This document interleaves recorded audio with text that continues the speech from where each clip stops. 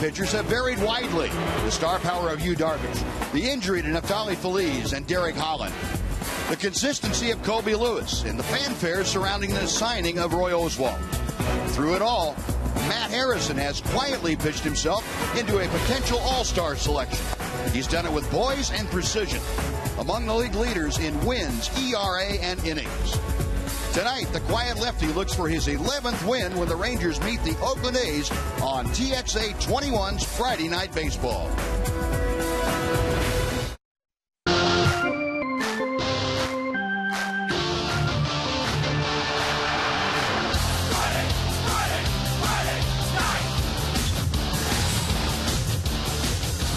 Capacity crowd piling into Rangers Ballpark in Arlington on a Fireworks Friday night, and they're looking for fireworks both during the game and afterward as the Texas Rangers try to make it 2 in a row over the Oakland Athletics.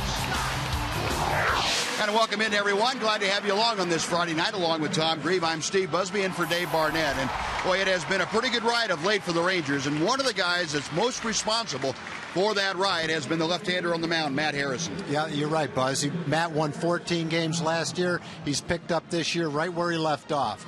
In his last 7 starts, he's won 6 of them. 6-0 with a 1.29 ERA.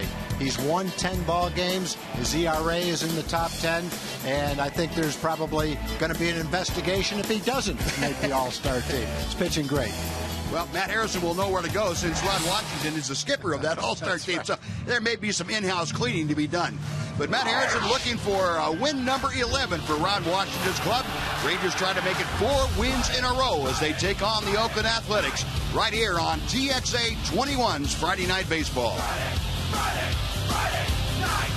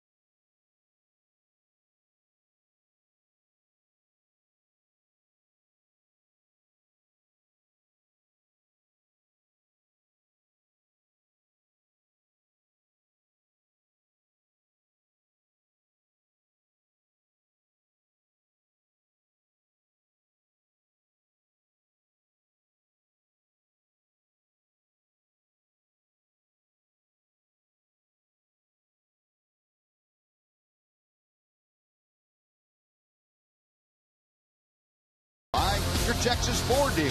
Ford is the best in Texas. By AT&T, the nation's largest 4G network. AT&T, rethink possible. And by TXU Energy, the right things right now. Call 866-CALL-TXU today. Well, a great crowd filing into Rangers Ballpark in Arlington. Looks like another huge crowd, close to a sellout here on Friday night as Matt Harrison and the Rangers taking the field. They are looking to make it 4 in a row overall and 2 in a row over the Oakland Athletics, trying to even their season record against Oakland. And here's the lineup that Matt Harrison will face tonight. Coco Crisp, the center fielder, leads off. He's followed by the second baseman, Jemile Weeks. Yoenis Cespedes is in left field, batting third. Johnny Gomes will be in right field. Brandon Inge bats fifth. He plays the third. The designated hitter is Derek Norris. Hitting seventh, playing first, Chris Carter. And Brandon Hicks, the shortstop, bats eighth, with Kurt Suzuki batting ninth and catching. Look at the scouting report for Matt Harrison. Pretty gaudy numbers all the way across the board. This could be his 11th win tonight. He's 10-3. His ERA is 10th in the league. He's allowed 1 or fewer runs in 4 straight starts. Gets a lot of ground ball outs, 14th in the American League with 10 ground ball outs. That really serves him well when he's in trouble. Matt Harrison, a lot of people speculate, will he make the All-Star team? Well, he's got this start and 1 or 2 more before the All-Star game, so a lot will depend on that. But right now you'd have to think he's a prime candidate based on the way he's throwing the ball leading up to the All-Star break. Yeah, not only a candidate to be on the All-Star team, a candidate to start the All-Star game for the American League. Who knows? Defensively, Hamilton in left, Martin in center, and Cruz in right. Michael Young at first, Kinsler and Andrews up the middle. Adrian Beltre at the hot corner. Mike Napoli will handle Matt Harrison tonight behind the plate. The umpiring crew tonight, the crew chief Jerry Davis behind the home plate, and Phil Gussie is the first base umpire. Matty Gonzalez at second, and Greg Gibson is the third base arbiter. Just about ready to go here at Rangers Ballpark. Rangers come in at 48-29. They have a 4.5 game lead over the Los Angeles Angels. And the first pitch to Coco Crisp is on the outside corner for strike 1. Crisp now making his 15th start in that leadoff spot, 15th consecutive start. The numbers are okay there, but boy, as a leadoff man, he's been just phenomenal. 360. Swing and a miss on the hook, and it's 0-2. 96-degree evening as the first pitch came in at 7:07 Central Daylight Time, and Matt Harrison trying to win number 11. David Price of the Rays also going for win number 11 tonight. Tampa Bay is currently leading Detroit in the third inning of that ball game down in Tampa. It is 2-0. Harrison back to the plate, a little bit low, and the count is even at 2 balls and 2 strikes. Crisp, a switch hitter up there from the right side, and you look at the American League leaders, Yu Darvish, his teammate, and Matt Harrison. Nice play by Mike Napoli, bouncing out from behind home plate to get the fleet-footed Coco Crisp for out number 1. Yeah, Matt has always had good stuff.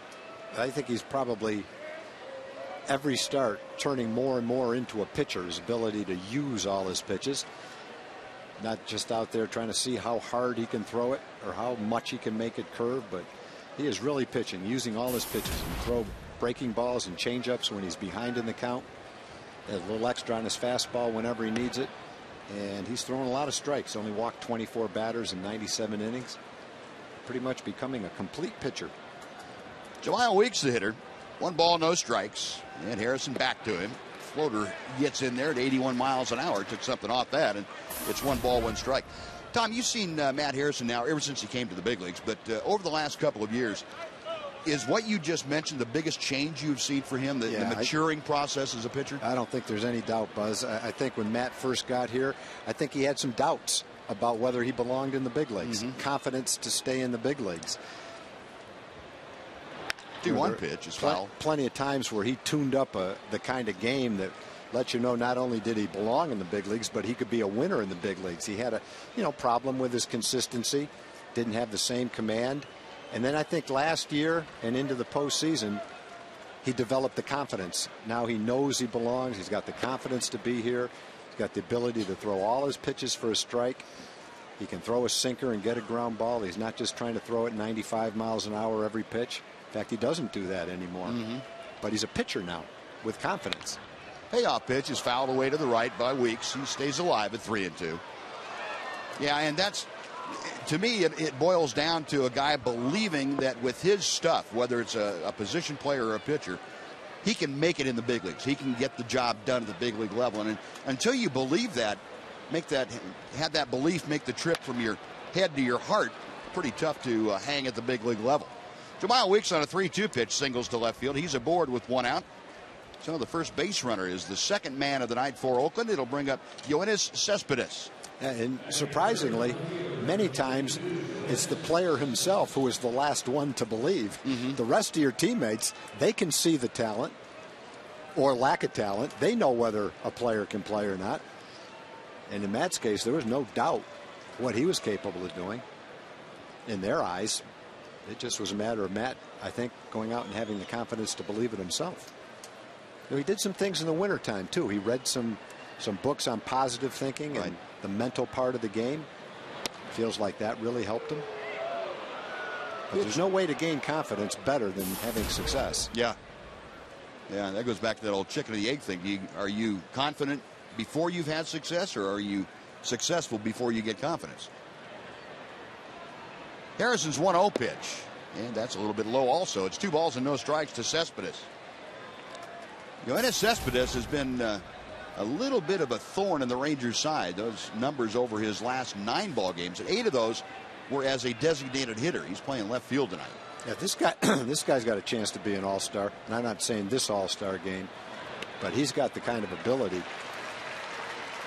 to play the outfield, be a good defensive player, but be a run producer in the middle of the lineup. He's got great strength. We saw him hit a pitch last night for a base hit in a key part of the game late that was a perfect pitch. He didn't drive it, but he got the bat on it and got a base hit on it. You have to like this kid's future. The other thing I like about him, 1 minute before he came off the field into the dugout to start the game, he was signing autographs and taking pictures down the left field line for Ranger fans. That was very impressive. Yep. He understands what it's all about at this level. Yeah, and I guess, you know, where he's come from in Cuba to be here now, he's probably very appreciative to be here. Sure. And Matt Harrison working on Jamal Weeks. Weeks had a stolen base last night and snapped a streak of 15 games without a swipe. Harrison back to the plate. Big swing and a miss, and Matt pulling the string. Backed up a changeup with another changeup and had Cespedes out in front. And, you know, maybe, Buzz, that's something that Matt couldn't do a couple of years ago. Get behind a power hitter and a fastball count and throw two straight changeups like that. Yeah, I agree with you. And that goes back to the confidence you're talking about, Tom. It's, you know, sometimes it's real hard to believe if you throw the ball softly, big league hitters aren't going to crush it. Or 2 in a row. Oh, he'll be ready this time. Yeah. Check swing, and it's fouled off. And that's a pretty good job of setting up Cespedes for that inside fastball. 2 straight changeups when Harrison was down on the count. Come back with that inside heater, and Cespedes all tied up. But being a good hitter, he was able to foul it off and get another chance. Weeks a pretty good lead at first, and Harrison back to the plate. Cespedes, fly ball right center field, playable for Martin. Leonis into the alley, makes the catch. Cespedes an out. There are 2 gone for Johnny Gomes. What a good pitch there from Matt Harrison, up and out over the plate. So here, I think you've slowed down your bat a little bit, see what you can do with it. Johnny Gomes getting the start tonight on the right-handed lineup for Bob Melvin, with the left-hander Harrison on the mound. No, Buzz, every time we've played the A's recently, we remark they've scored the fewest amount of runs in the American League. They've been shut out 11 times. They're an offensively challenged team. But when we play them, they look better than that against us. They do. And this month they've looked better against almost everybody. Month of June, they have been in the upper third in most offensive categories. And stolen bases, as that graphic will tell you, just 1 behind the Rangers. Rangers had 4 steals last night. They overtook Oakland in that category. Well, they can get it done a number of ways. Also had 3 home runs last night, did Oakland. Pitch outside to Gomes. 1 ball, no strikes. Gomes, the month of June is, like the A's, been very, very hot. Bob Melvin has seen his ball club turn things around dramatically. Pitch outside. It's 2 balls, no strikes. In case you haven't guessed by now, Jerry Davis, the home plate umpire, is not noted for being a pitcher's umpire. He is pretty strict about the strike zone. He won't help you out.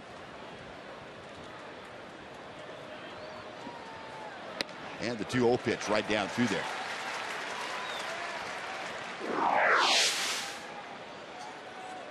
And there's the Oakland Ball Club in the month of June with their American League rankings next to them. Second and earned run average has certainly helped. And 5th in runs, so they definitely have turned it around. Little nubbert. Harrison off the mound, sets, fires, and gets a nice play by Matt Harrison. And the A's are gone in the first. No runs a hit and 1 man left. After half inning of play, it's Oakland nothing with the Rangers coming up on TXA 21.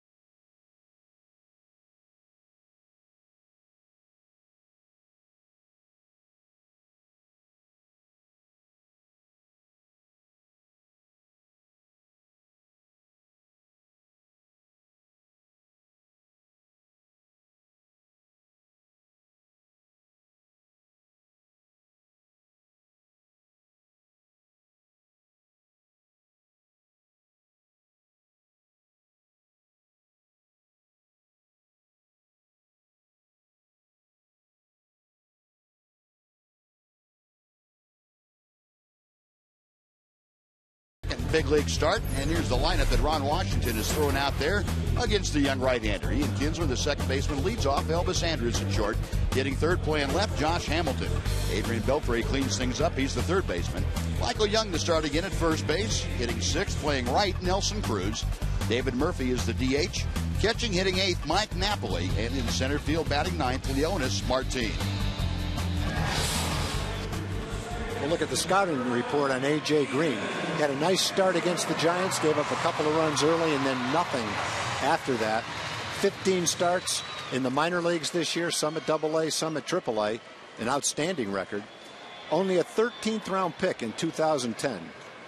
Guessing that the reason, not a hard thrower, doesn't light up a radar gun. Talking to some people that have seen him and know him, really good changeup and great control. Young kid who is a pitcher, not a thrower. Big kid, too. Looks like he should throw about 95. 6'5", 230 pounds. And the pitch inside to Kinsler. 2 balls, no strikes. I called him A.J. Green. I'm thinking about fantasy football. There you go. I might have tipped my hand on one of my early round picks. Kins fouls it back.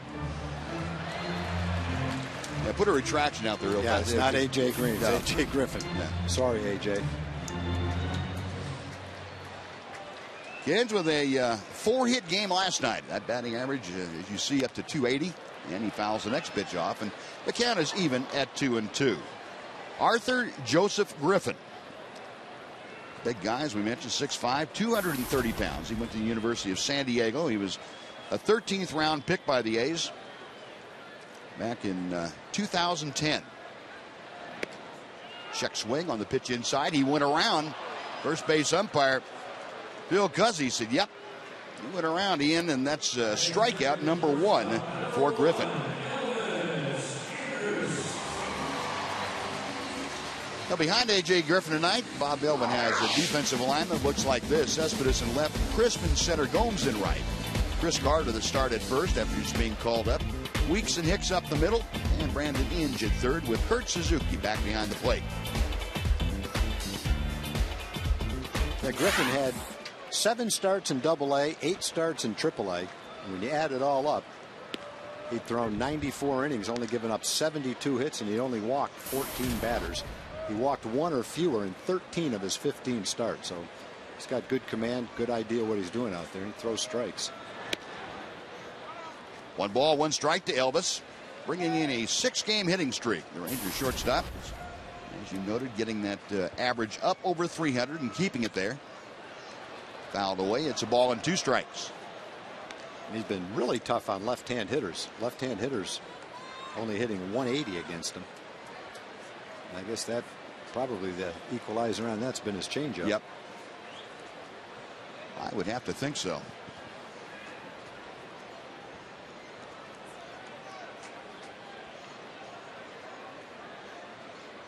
Griffin with the 1-2 pitch. There's that big slow breaking ball, and it's in and over, and all Elvis could do is stand there and admire it. Back-to-back strikeouts to open the first, and Josh Hamilton coming out. You know, the Rangers had the luxury of seeing Griffin 4 or 5 times over the last couple of years. That curveball is not quite as surprising, but when you haven't faced a young pitcher, and the first time you see that pitch, you just hope it's not with 2 strikes. There's his changeup, looked just like his fastball. And Josh Hamilton he certainly did last night. Very selective in what he's swinging at up there. 1-0 pitch. And those are 2 pitches, Buzz, that there's been plenty of games in the last 3 weeks that'd be 0-2 right now. Yeah, it would be. With 1 thrown bat. Yep. So that's a nice sign. Yeah. And a fastball, knee-high outside corner. 2 balls and a strike to Hamilton. Josh saying something to Jerry Davis back there. Griffin working quickly, and a little nubber down the third baseline. It's going to veer off behind Dave Anderson, the Ranger third base coach, and the count is even at 2 balls and 2 strikes. Going to look at the overshift. Hicks, the shortstop, a couple of steps onto the outfield grass and shifted toward the first base side of second. Change up outside. And the third baseman, Inge, just about halfway between second base and third base. He's all alone over there on the left side of the infield. You're talking about the confidence to throw a changeup. He's thrown it 5 out of 6 pitches was a changeup that time. And he gets Hamilton, and he strikes out the side against the Rangers in the first. The 3 up, 3 gone. Will move to the second in Arlington. Rangers nothing, A's nothing on TXA 21.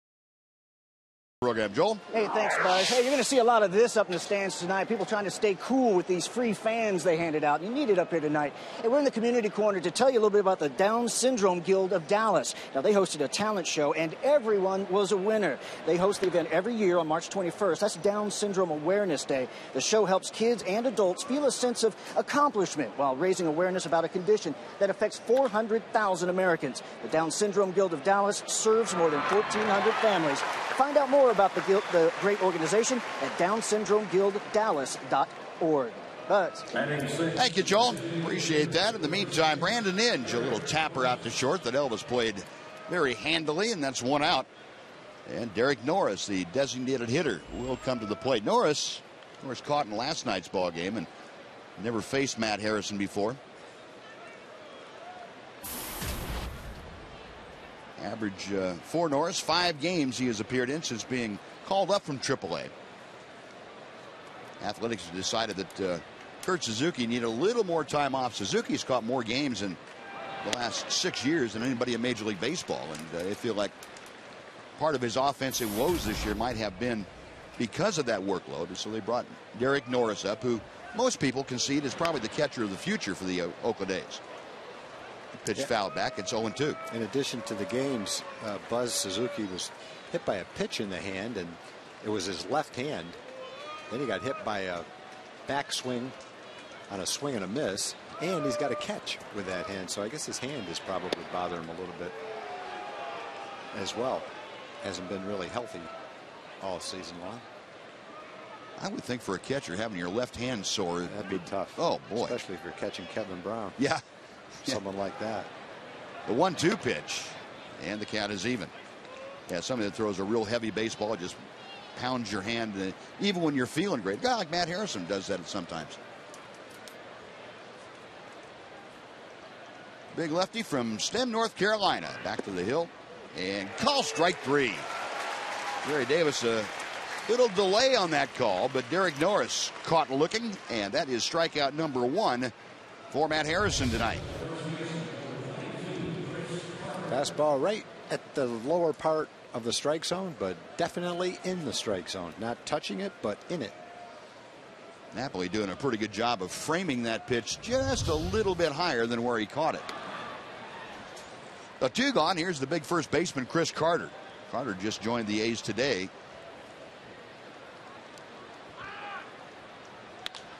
And he swings and pops it up. Shallow right field. Nelly Cruz jogging in underneath it, and that will do it. So Matt Harrison has retired 5 straight. A's gone in order in the second on 9 pitches. On to the bottom of the second, we go scoreless on TXA 21.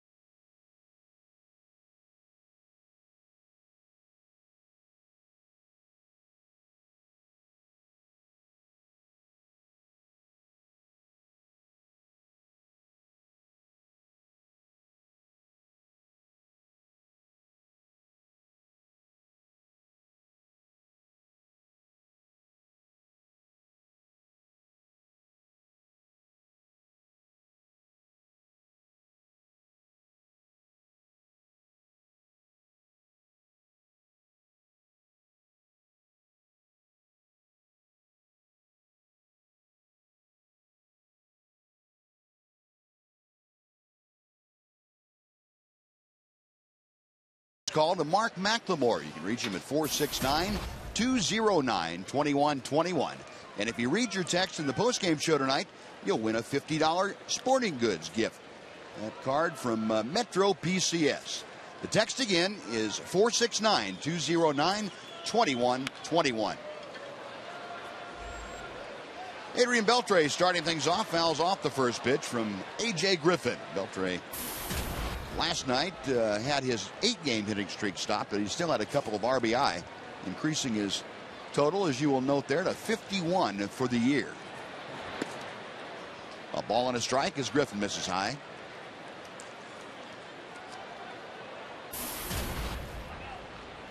How about this? Last couple of weeks of play, almost 500 for Beltre. That's out of play down the right field line. Well, Griffin again the advantage in the count of the ball and 2 strikes. And Adrian, one of those hitters that he will use the entire ballpark on you. He will go from right field line to left field line, any place in between. Yeah, Adrian, those feet moving in anticipation of taking one in the ribs. Yeah.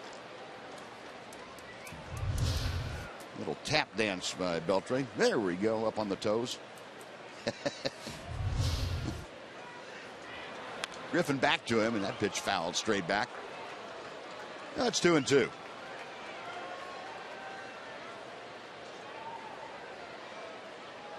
Well, Griffin has the reputation of not being a hard thrower, but his fastball is plenty good, 90 or 91 miles an hour, to go along with a changeup and that.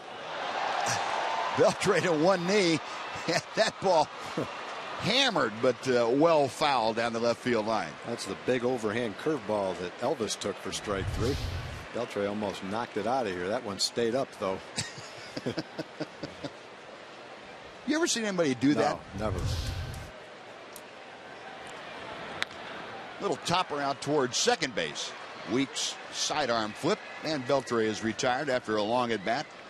So Adrian, the first Ranger to put the ball in play tonight off of A.J. Griffin, a ground ball to second. And it'll bring up Michael Young. I've seen some guys swing so hard they fell down, but I've never seen anybody fall down to one knee while they were swinging. I don't think I have either. If I did, I didn't notice it. Michael on the rebound, coming back up the batting average ladder. 277 now, and Michael has been productive of late in a lot of ways. Not only the base hits, but driving in runs. Check swing, it's a strike anyway. That's another pitch to the repertoire. Slider. Got all the pitches. Yes, he does. 2-1 the count. Michael on the homestand, and this is the 8th game of that homestand. He's hit .333 in the first 7 ball games. Makes the next pitch up high, and it's gone 3-1. Michael looking for a pitch in a spot right here to drive. Ooh, and he got one too. Right on it, fouled it straight back, and the count has gone full. Well, Michael with one out trying to become the first Ranger base runner. If he's able to get aboard, Nelly Cruz will be up there batting with a man in scoring position, since anybody on base is in scoring position for Nelly. And ball 4 puts Young aboard. Well, Griffin went with something off speed on the 3-2 pitch and couldn't get it close enough for Michael to bite. First base runner for the Rangers tonight, and Nelly Cruz stepping to the plate. A.J. Griffin now will have to work from the stretch for the first time. I mentioned that Griffin was a 13th round draft choice, University of San Diego, a college pitcher.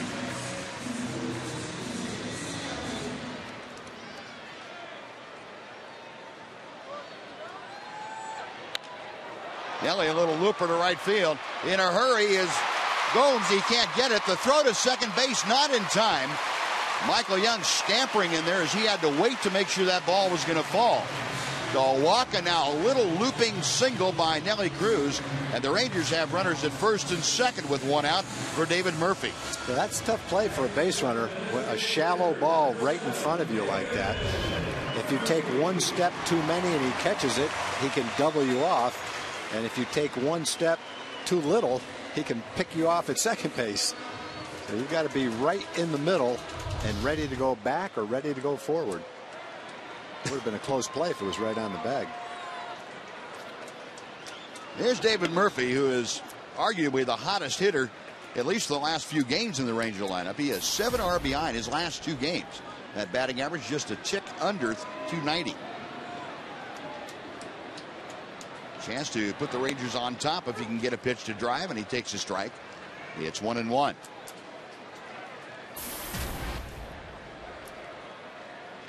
How about the last couple of weeks for Murphy? 436 with better than an RBI per game. 2 balls and 1 strike.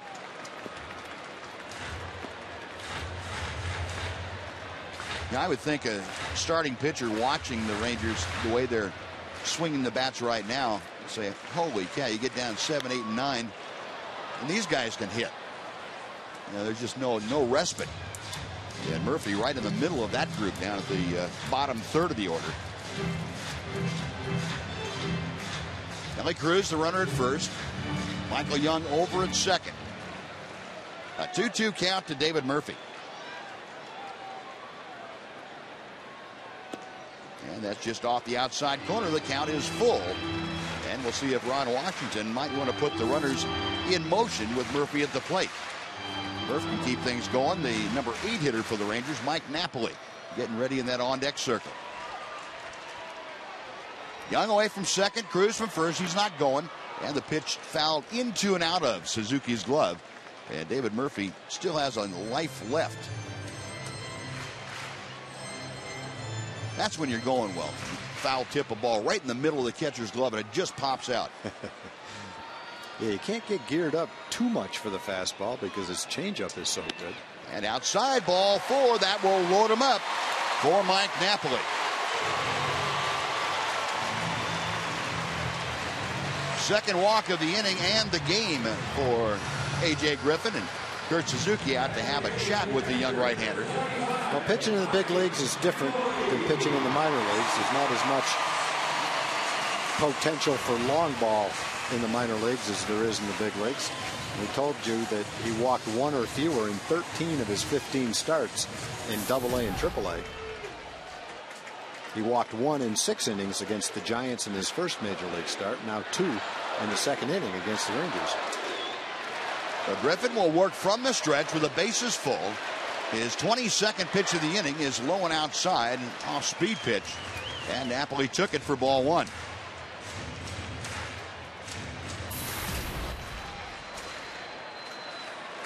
Napoli, in the 6 games in which he's played in this homestand, gotten things going in the right direction for him. And there's a strike right at the bottom of the zone. It's 1-1. Again, took a little something off that fastball. 24-year-old right-hander A.J. Griffin facing a guy who already has 3 career grand slams in Mike Napoli. Ooh, he hung him a breaking ball, and Napoli fouled it back. A ball and 2 strikes. Yeah, that looked like a slider right down the middle of the plate. Tell by the look on Napoli's face. That's one he didn't miss. That would have been a grand slam. Yep. Same date last year. He was asking for a mulligan. And he was geared up enough to hit the fastball, or at least be on it. Fouls it straight back. 277 with the bases loaded for Mike Napoli. That's his career figure. This year, not quite as good. 1 for 6.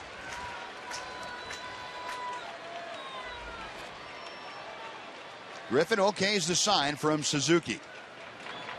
Big slow breaking ball, call strike 3. Napoli frozen at home plate. And he is gone. That's out number 2, and it'll bring up Leonis Martin. The first time he saw that pitch, just like Elvis, first time he saw that pitch, he took it for strike 3, but when Knapp goes back to the bench and looks at that at bat, the pitch he'll remember is that third pitch right in the center of the plate, the hanging slider that he had the great swing at, but fouled off. That was the opportunity to do some big time damage. And there's that big slow curveball again. First pitch to Martin, and Griffin able to drop it in. Leonis at 273, 5 RBI, the first 5 RBI of his major league career. Had a couple of doubles, a couple of triples. And the pitch inside to him to even the count at 1-1. Well, the Rangers able to do some work last night with 2 outs. David Murphy, a huge base hit with the bases loaded and 2 outs. Capped that 4-run inning for Texas, got them on top to stay. Way inside. Martin having a jackknife out of the way of that fastball, and the count's gone 2-1.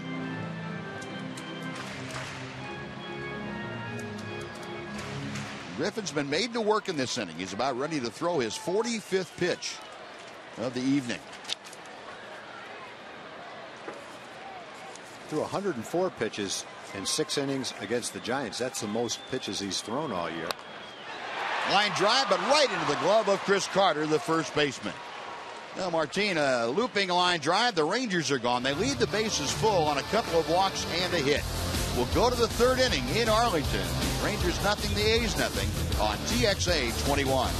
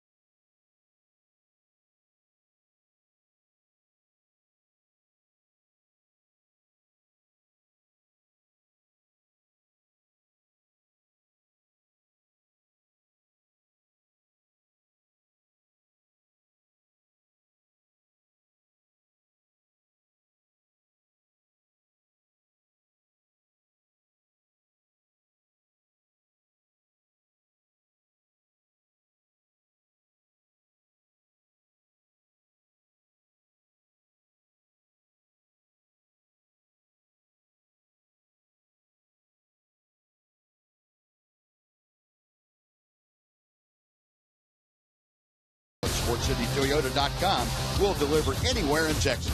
And by Whataburger, proud to serve it hot and fresh 24 hours a day.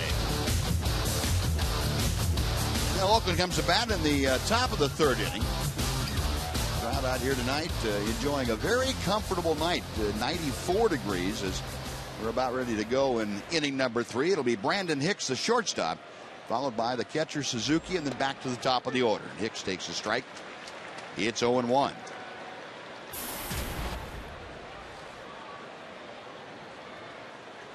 Hicks limited playing time and pulling the string. Harrison gets ahead. No balls, 2 strikes.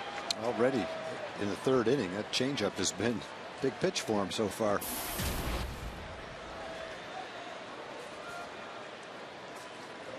The 0-2 got him swinging. Still is. Backed it up. Change up, and Brandon Hicks becomes the 2nd strikeout of the night for the Ranger left-hander.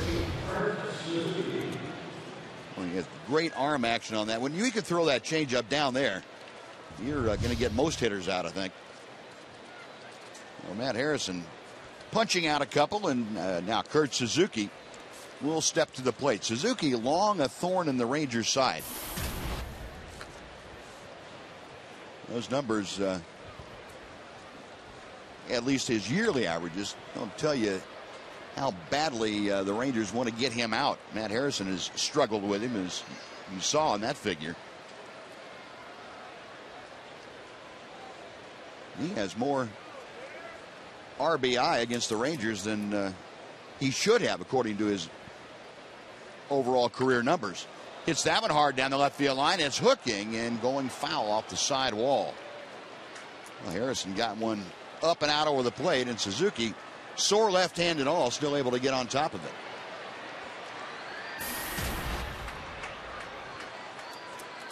.40 RBI for a guy that doesn't drive in many. That's pretty good. About one every other game against the Rangers. A little bit better.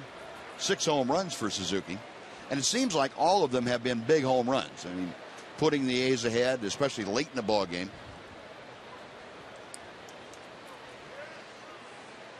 Again, the 0-2. Line drive, base hit to left field. Hamilton over to cut it off. Suzuki a turn at first. He will hang on as Josh gets the ball back in quickly.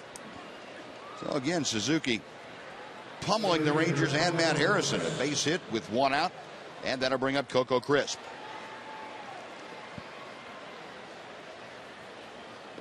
Harrison asking for a new baseball, and Jerry Davis hands it to Mike Napoli. Crisp hit a little topper out in front of home plate that Napoli bounced on and threw him out to start the game tonight.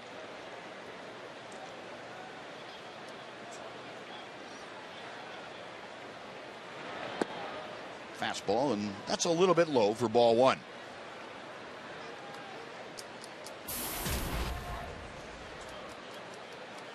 Four games this year, Crisp has hit pretty well against the Rangers. That 1 home run, a pretty good size one. A wave and a miss. Good changeup again from Matt Harrison. A ball and a strike to Crisp.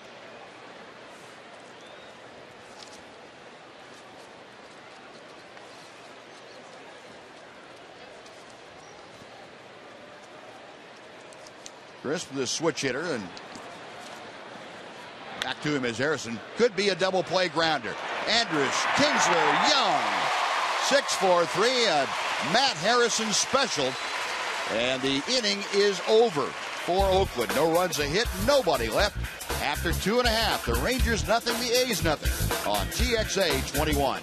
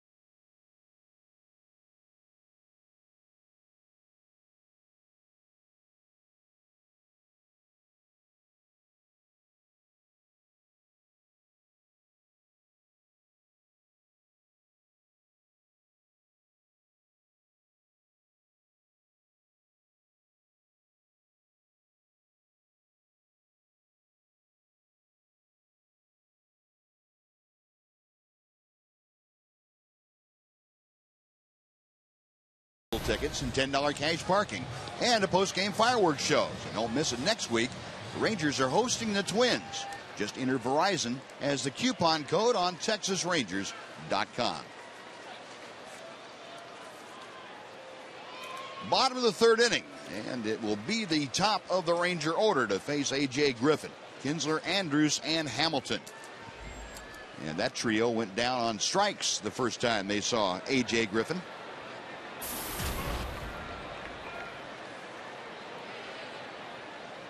Ian brings a 4-game hitting streak into play here tonight. And Griffin goes to work with a fastball that's called strike 1.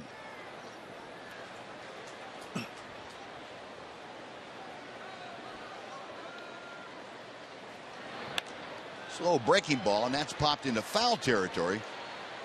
Going over to take a look is Hicks and Inge, the shortstop and third baseman, but that's back about 7 rows. And the count moves to 0-2. Kinsler with 3 straight multi-hit games on this homestand. This being the 8th ball game. Kinsler's hit .323. That big 4-hit game last night. The 0-2 pitch. Little check swing roller down the third baseline. Inge, bare hands, throws, and just does get him. A nice play by Inge. Playing back, obviously, with 2 strikes. Little check swing. Hit a little bit too hard, I guess, to get a base hit, but Inge still had to make a nice play to get him. Saw Inge make a play like that when he was pulled over at shortstop on the shift last night and almost make a great play, so it's not a surprise that he can come up with that kind of a play. Ball was rolling pretty hard to barehand it, but he accomplished it anyway. Great camera work, guys. You saw him do that little stutter step as he approached the ball. Inge getting his feet squared up and in time so he could catch it and throw at the same time. And the breaking ball drops in and over to Elvis Andrus. It's 0-1. Elvis called out on strikes. He saw that big curveball from A.J. Griffin his first time up.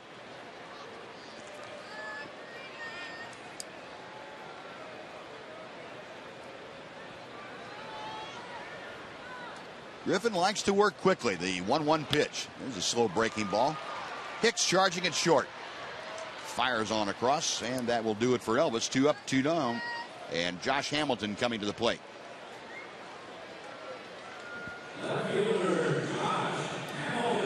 So far, the Rangers still waiting to get one on the good part of the bat. First time they've seen Griffin. A nice assortment of pitches. And keeping their timing off so far.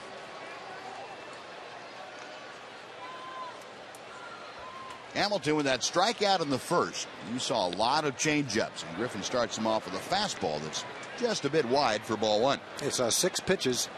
1 fastball he took for a strike. All 5 of the other pitches were changeups. That one's fouled away to the left. Looked like another straight changeup. It's one of those games where he's going to throw him enough changeups and finally get one up above the knees and watch it go over the Ranger bullpen. 1-1 pitch from the right-hander. And that changed a little bit low. Good job by Josh to lay off of it. Yep. Ron Washington remarked last night after the ball game that he thought Josh took a much better approach to the plate with him each time. Fly ball to left field. This is going to be playable as Cespedes moves over toward the line in medium deep left field, makes the catch, and the Rangers are gone in order. A couple of ground balls and a fly ball. We played 3 in Arlington. It's the Rangers nothing, the A's nothing on TXA 21.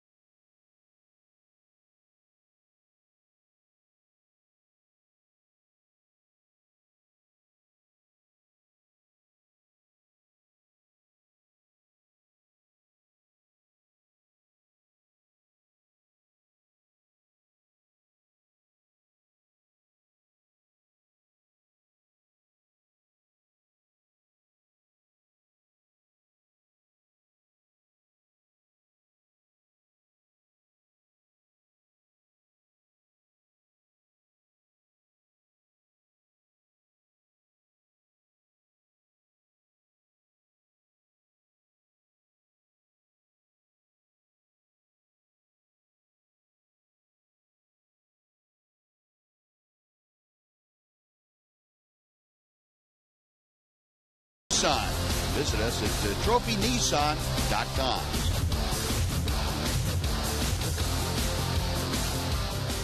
Fourth inning has arrived in Arlington. And apparently the candy is in good supply here.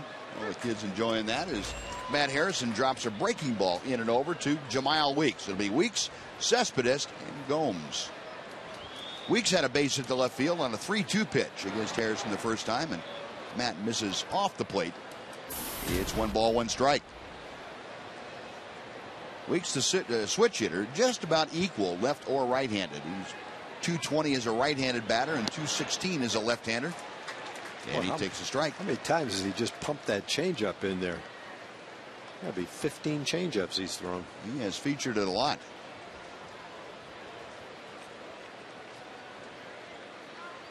The 1-2 pitch instead. Matt balks it going, no balk called, but obviously balks it going home. Tried the back door. It was not locked, or not unlocked for him. And the count's 2 balls, 2 strikes. Our graphic showed it wasn't quite 15, maybe closer to 10.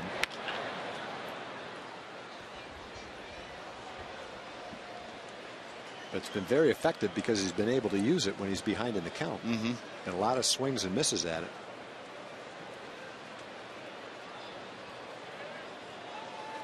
Two balls, 2 strikes. Weeks leading off the top of the 4th inning. A's with a couple of hits, Rangers with just 1 hit. And there's a line drive headed toward the gap in left center field. It's down and between Hamilton and Martin all the way to the wall. Weeks at second. He's not stopping there. Hamilton's throw is a high one, and Elvis Andrus just has to catch it and hang on to it as Weeks, with a triple to left center field, starts off the A's 4th inning. Well, there was a changeup. They finally got one up about belt high, and that allowed Weeks to jump on it. Hit it well into the gap, and with his speed, hitting that ball to the deepest part of the ballpark, he was able to get a triple. Rangers were playing him a little bit around the other way, and that's one thing that can happen. You're playing him in right center field because you anticipate him hitting a fastball that way, but a changeup's a different story. That allows you to get around a little bit better and pull it kind of into that outfield alignment. Line drive over the leap of Ian Kinsler into center field. Jogging down the line from third is Jemiah Weeks, and the A's take a 1-0 lead as Cespedes drives in his 35th run of the year. That guy can hit. He's definitely a guy that puts a little fear in you when you see him up at the plate. He's a slashing style hitter. Makes pretty good contact for a guy that takes that big a swing. He drives the ball to right center field pretty well.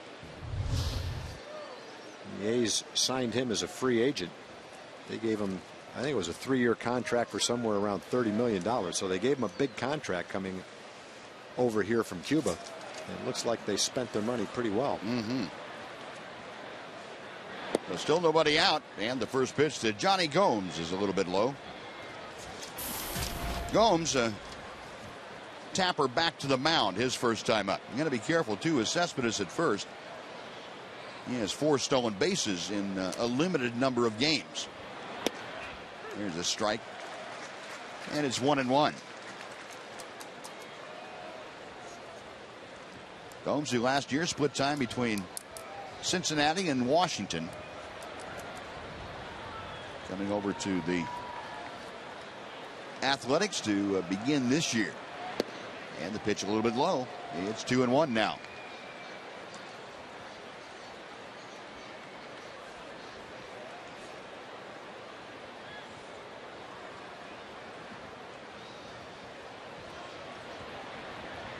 Gomes, a powerfully built right-handed hitter.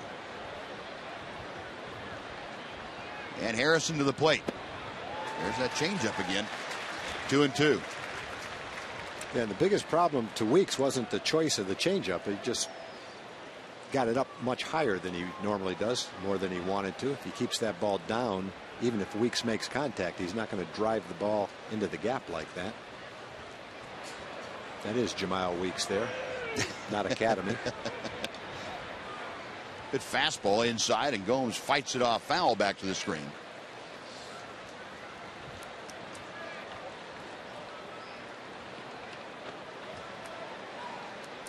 Gomes last year in 120 games split between Cincinnati and Washington had 14 home runs.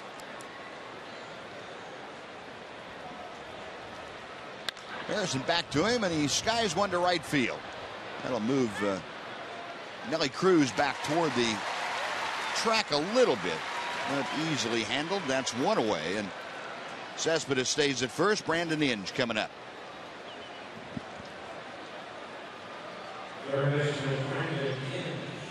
Yeah, Matt Harrison, you remember back in the first inning, gave up a base hit, but threw 22 pitches that inning. Then in the second and third, threw only 18 pitches total. And he got back on it, and here he gave up the leadoff triple, the RBI single. Now he's looking for that double play off the bat of Brandon Inge. Pitch a little bit outside for ball one.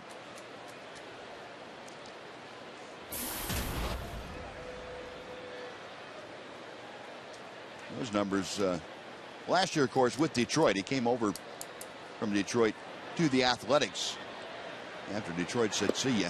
There's a strike. He's had a crazy. He's had 5 games of 4 RBI or more this year. And when you look at his totals, 35 RBI, 23 of them have come in 5 games. And most of those came right after he joined the A's. Right. It was a good pickup for the A's. They're a team that doesn't have a lot of money to spend. They needed a third baseman. He was let go by the Tigers, so when they picked him up, all they have to do is pay him a prorated share of the minimum salary.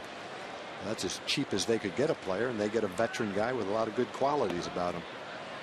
Change up a little bit low, and Inge able to check his swing. It's 2 balls and a strike. Inge checking with the third base coach Mike Gallego to see if Bob Melvin might want to do anything. Inge handles the bat pretty well. Cespedes at first has pretty good speed. 2-1 pitch, another changeup. Catches the outside part of the plate. It's 2-2.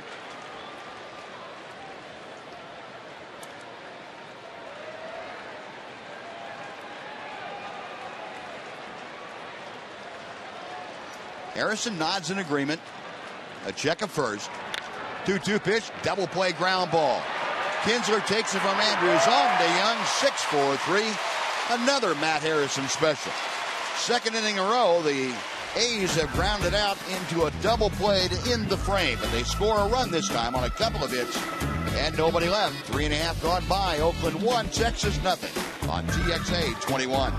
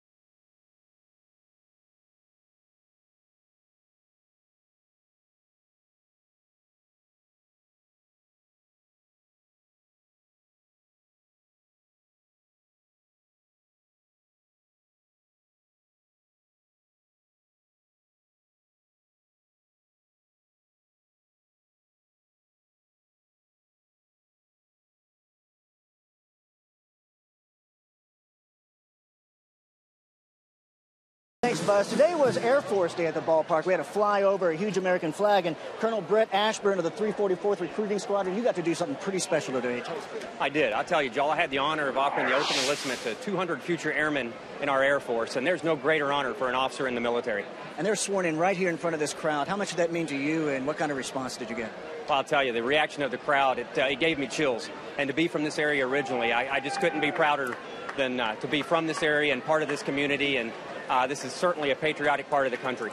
Colonel Ashworth, and almost 200 new recruits. Thank you, congratulations, and thank you for your service. Thank you. Buzz? All right, Joel, thank you. Yeah, that's really a neat deal that goes on here at Rangers Ballpark on a yearly basis, it seems like, whether it's the Air Force or Army or Navy or Marines. Watching those young men and women being sworn in and knowing that they're in the process of beginning to serve the country in a little different fashion than they're used to is pretty heartwarming and a pretty special ceremony to look on to. 2 balls and a strike to Adrian Beltre. And that's fouled out of play.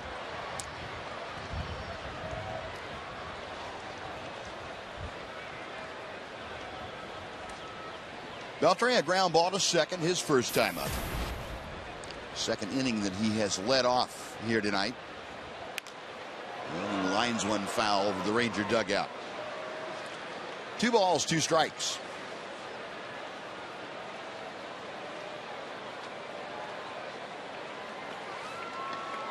How would hitters go about, Tom, approaching a guy they hadn't seen before, but they know a little bit about with the changeup and that kind of thing? I still think what most hitters do, their approach is they look for a fastball and they adjust off a fastball to whatever else he throws. And you can see, I think the pitch they've had the biggest problem with has been the slow overhand curveball. Right. They've taken it for a called third strike twice, including Knapp with the bases loaded and 1 out. So I think you just have to see that a few times. It's a good curveball. It's not a Burt Blyleven curveball. They just haven't seen it before. But I still think you have to go up there and be ready to hit a fastball. Griffin back to the plate. There's that slow breaking ball. Adrian again. He was ready to swing at it. It just wasn't a striker. He was going to let it fly. He was ready. Beltre genuflecting on this pitch. If that came back toward the middle of the plate at all, or toward the strike zone at all, he was ready to unload. Payoff pitch and chopped out to short. Kind of a tricky hop for Hicks, but he handles it well. Beltre is retired, 1 away, with Michael Young coming to the plate. Well, folks, the best of the American League take on the National League's top players at the 2012 MLB All-Star Game. Don't miss the battle for World Series home field advantage. It's next Tuesday, July 10th at 6:30 Central on Fox. The road to October starts now.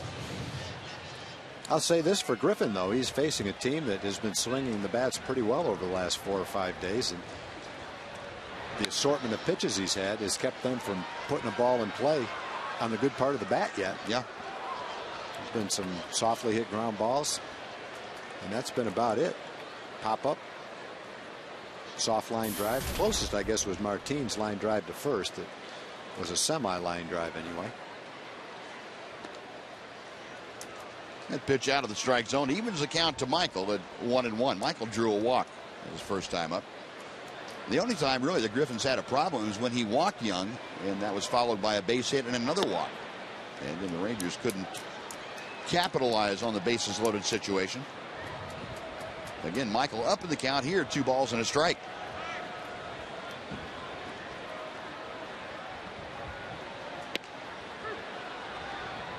Took something off that, got it over the outside corner. That may be the cutter that he has been experimenting with. Yeah, I've been calling it a slider, whatever, cutter, slider, whatever it is. Definitely a 4th pitch, though. Michael hanging tough.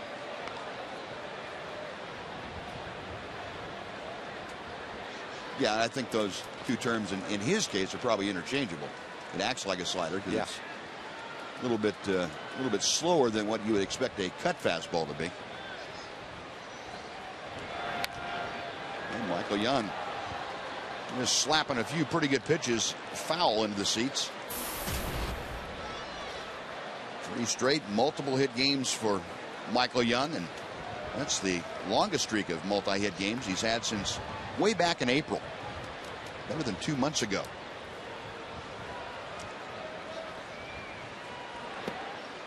Good changeup, and Young able to check his swing. The count has gone full. Actually, I think the Rangers have done a pretty decent job of laying off his changeup. Yeah. As a group, having never seen him before, he's thrown a lot of them close that they've laid off of, including that last one to Michael. Well, he can pinpoint that fastball. Yes, he can. Roller to second, and Michael Young's retired. I don't think he threw a fastball to Michael that was either anything but slightly outside or right near the outside corner.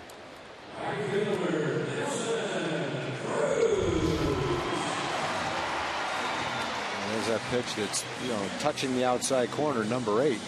Had one pitch to hit. A couple of pitches to hit earlier in the count.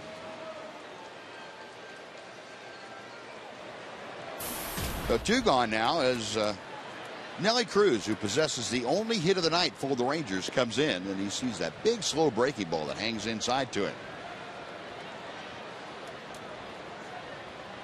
Now, Cruz with that base hit, average up to 261 now. Fastball strike, 1-1. And on this homestand, you can see Nelly Cruz overall has gotten things going pretty well. Another fastball strike. I say overall because Nelly's had 2 or 3 big games in there, and then a couple of games with no hits. But take the overall picture, and he's gotten things on the upturn. The 1-2 from Griffin. That will even the count. A's leading 1-0. Playing the bottom of the 4th inning, and A.J. Griffin making a pretty good first impression on the Rangers and their fans. The fly ball to right. Gomes started in. Now has to retreat a bit, but he's there in time and puts it away. That's 8 straight now sent down by Griffin and the A's. We've finished 4, and it remains Oakland 1, Texas 0 on TXA 21.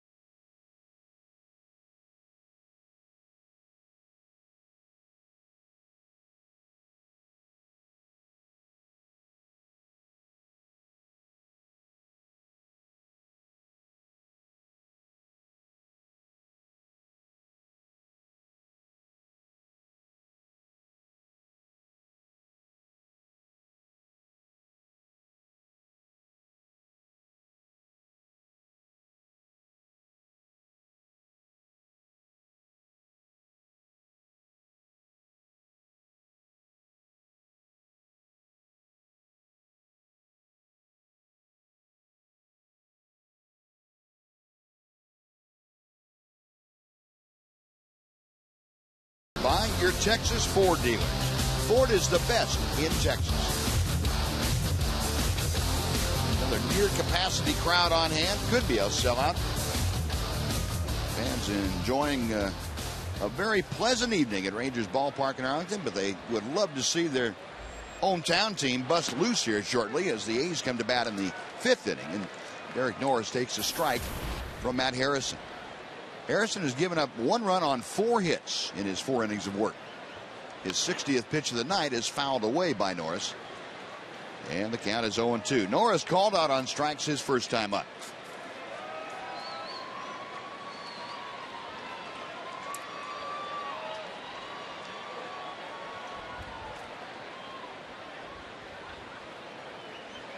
See, Mike Napoli wants that pitch down, and that's exactly where Matt Harrison delivered it, a changeup, and Norris wouldn't bite. It's a ball and 2 strikes.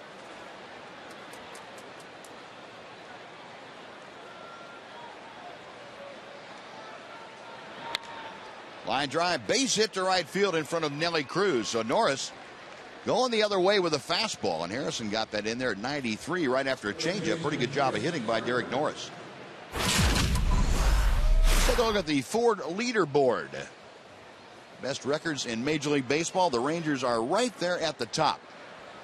They have 2 more wins than the Yankees. They both have the same number of losses. The Nationals have the best record in the National League. Giants and Angels, of course. Angels playing well. They're trailing tonight, however, in Toronto 5-3. 1 on, nobody out. And Chris Carter, a swinging strike 1. Carter, a fly ball to right. That was in the 2nd inning. It ended the 2nd inning. And Matt Harrison trying to figure out a way to get his 3rd round ball double play of the night. Be a nice thing to have off the bat of Carter. Yeah, if Carter ever develops into the kind of player that he looks like, he could be a tremendous power hitter. He's been that kind of a power hitter in the minor leagues. Just hasn't translated to the big leagues. Got a Frank Thomas look about him, and potential power that shows up at AAA ball. Just hasn't shown up in the big leagues yet for him. 2-1 the count as Harrison studies the signs. And the pitch is low. It's 3 balls and 1 strike. Carter laying off a pretty good sinker that time from Harrison. We mentioned Carter just called up today. He was hitting .279 with 12 home runs in 72 games for Sacramento. Pulls that one foul outside third, and the count has gone full now.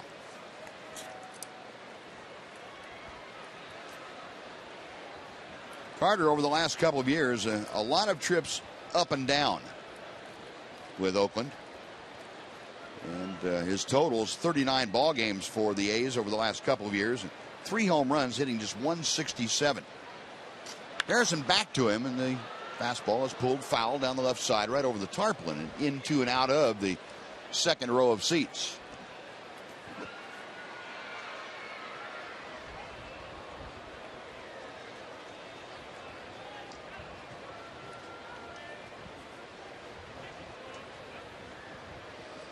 Harrison set once again. And the 3-2. The changeup is low. And Carter, pretty good job of laying off it. It's a walk issued by Matt Harrison, his first of the game. And that will put 2 aboard with nobody out. Here's the TXU Energy replay. Want a double play? Here we go. Double play number 1, 6-4-3. And this is not deja vu all over again. It is a different double play, but it comes out exactly the same. Matt Harrison, 2nd in the American League last year with 30 double plays turned. And he has a couple here tonight. TXU Energy, the right things right now. Yeah, that walk that Carter had, he did have a good at bat there because he was all over the fastball. He ripped a couple of fastballs foul down the left field line, and then looked at that changeup that was fairly tempting without even the slightest hint that he was going to swing at it. Pretty good idea that time. The Rangers expecting bunt with Brandon Hicks up there, even though he did not show a bunt on the first pitch. Shows nothing here, and he takes it low. It's 1 ball, 1 strike. Hicks out checking with third base coach Mike Gallego, who goes through a series of signs and relay it out to Derek Norris, the runner at 2nd, and Chris Carter over at 1st. The 1-1 pitch. Ground ball into the hole goes Elvis. His one play is to 3rd. He gets the force. Nice play by Andrews, who was cutting in behind the runner at 2nd. Had to really retreat in a hurry, and with all his momentum going toward the line, only play he had that was a sure thing was to flip on to Adrian Beltre for the force play on Derek Norris. Yeah, if you're only going to get 1 out. You're not going to turn a double play. So even if you can get the force out at 2nd, this is the big out to get. Because if you get the force out at 2nd, there's a man on 3rd base and only 1 out. So he got the lead runner. Adrian gets back to cover the bag. He knows that's the potential spot that Elvis is going to throw the ball. And turn a ball that looked like it might be a base hit off the bat into an out, and keep the double play in order.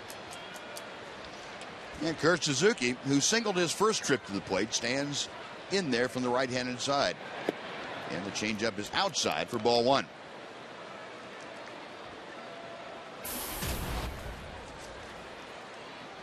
Suzuki with that average at 214 as he stands at the plate.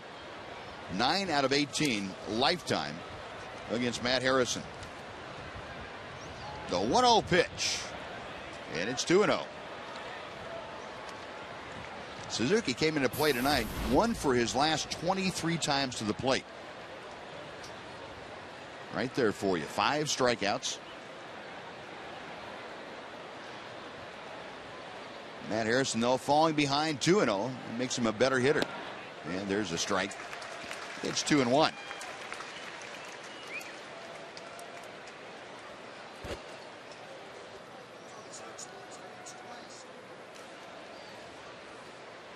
Oh, for heaven's sakes. They should have swung at that.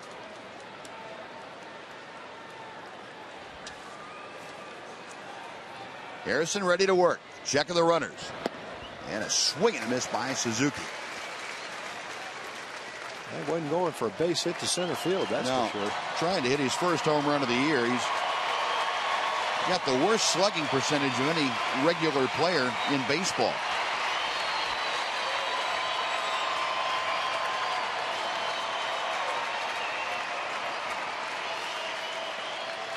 Harrison has the one he wants. The 2-2 pitch. Got him swinging. Tailing fastball. Suzuki couldn't catch up with it. That is the second out of the inning. And the third strikeout of the night for Matt Harrison. Well, he bring up Coco Crisp. He had a well-hit ball to left field that he pulled on an 0-2 fastball that was in the first time up.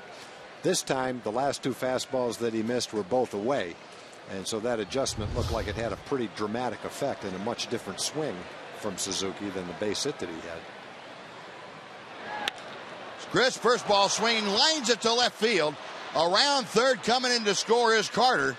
And Coco Crisp with the RBI single makes it a 2-0 Oakland lead. There's one of those big 2-out hits. Got a rally going. You get 2 outs. Runners in the same spot. Bang. First pitch, RBI. So Crisp, who had grounded into a double play his last time up. It's a very key hit for Oakland, just by the reach of Adrian Beltre. Yeah, Crisp hasn't done much this year. That's an understatement. But he looks like he's swinging the bat a lot better right now. He had 3 hits last night. Well, Matt Harrison now trying to put the brakes on this Oakland uprising. And still have runners at first and second. Still 2 outs. Jamiel Weeks, who is 2 for 2 tonight, a single and a triple, is at the plate. And Matt Harrison fires a strike. It's 0-1.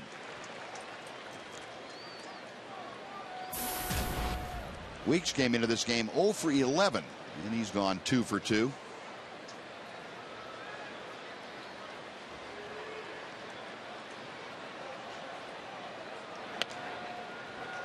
A ball and a strike.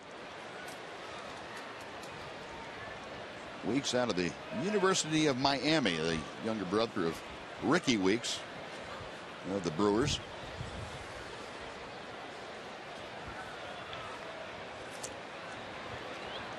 Harrison a check of the runners, the 1-1 pitch.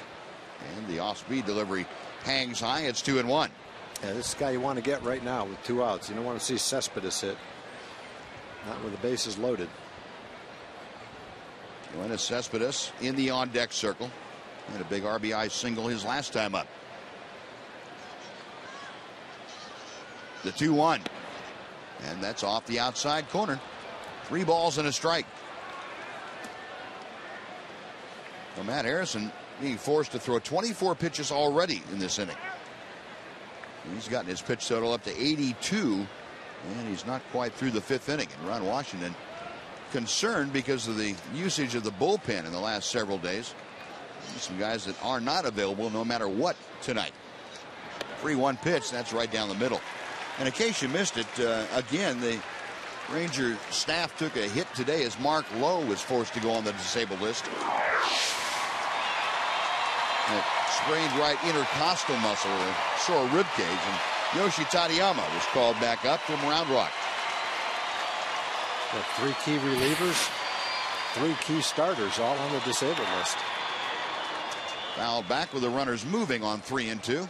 And we'll come back and try it again. I don't know about you, but I'm getting a little tired of seeing DL. Seems like the last 2 weeks, I know the players are getting tired of it and much more tired than I am, but boy, it just seems like it didn't rain, it poured. Well, you hate to see it, but if you're going to see it, now's the time where you want to see it. You've got 4 days coming up at the All-Star break. Rangers are still 4.5 games in first place, so if it has to happen, now's the time, and it'll be fun watching all these guys get healthy and adding reinforcements to the staff over the next month. Fly ball, pretty well hit right field, going back. Cruz still going back. He reaches up and makes the catch. Nelly playing pretty shallow, had a long way to go, but he was able to track it down. And that stems the tide that the Athletics had going. They still score a run on 2 hits, but Nelly Cruz with that leather in right field, able to keep it right there. 2-0 Oakland on TXA 21.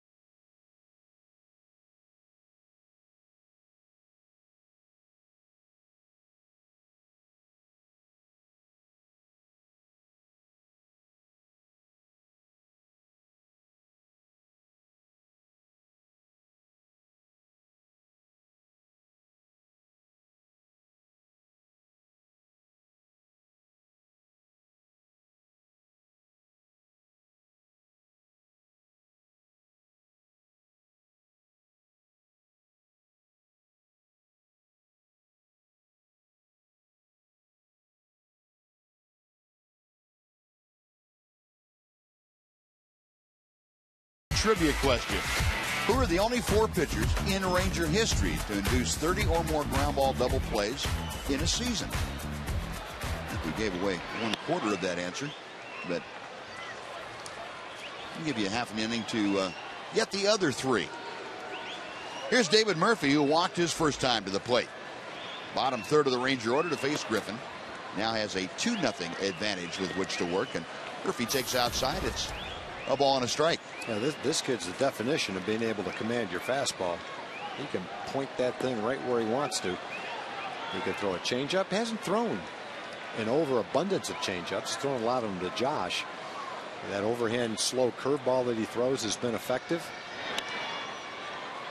And his ability to locate the fastball is the key. That I think was a little cut fastball. About 86 miles an hour that he really effectively got it in on the hands of David Murphy. Just like a real estate salesman, location, location, location. Buzz, I got to start getting to my food list. Oh yeah, let it slip by the 3rd inning. Don't know what happened to me. Just had a brain lock. Not enough cookies. We had some chocolate coffee blondies from Shelby Otway. Thank you very much, Shelby. Butterfinger cookies from Wayne and Gail Wetzel from Abilene, Texas. Slap down the left field line. It'll twist 3 rows deep. Wedding cookies from longtime Ranger fans Joy and Roger Tadlock. They're from Quinlan, Texas. Here celebrating their 39th wedding anniversary.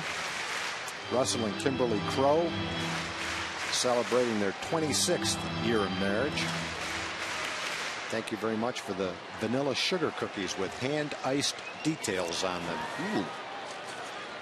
A nice display of them. David making them work. Also got a Kentucky butter cake with lots of butter and sugar. That's from Paula and Bill McCutcheon. They're here from Grand Prairie, Texas, celebrating the birthday with a friend, John McKinney and his wife Beth. Thanks for being here.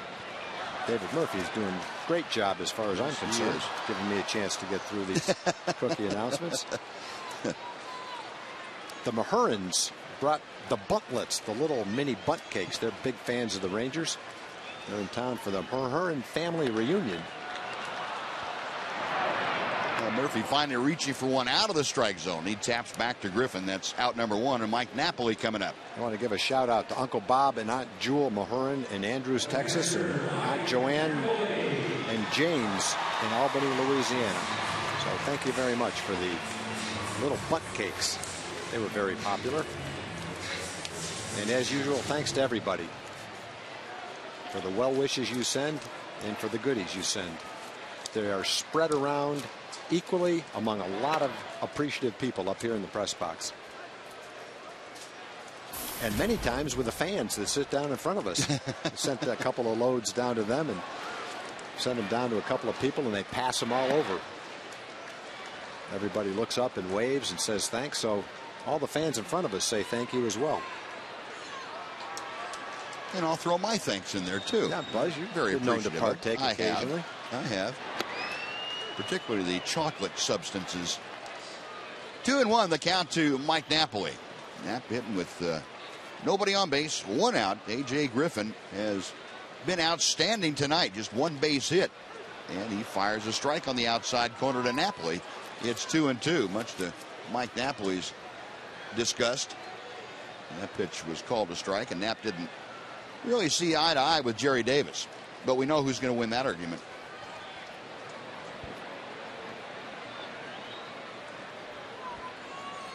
Griffin back to the plate. And the count has gone full. Well, the Rangers in this inning forcing Griffin to extend himself pitch-wise a bit. David Murphy got it started. Mike Napoli now with a 3-2 count.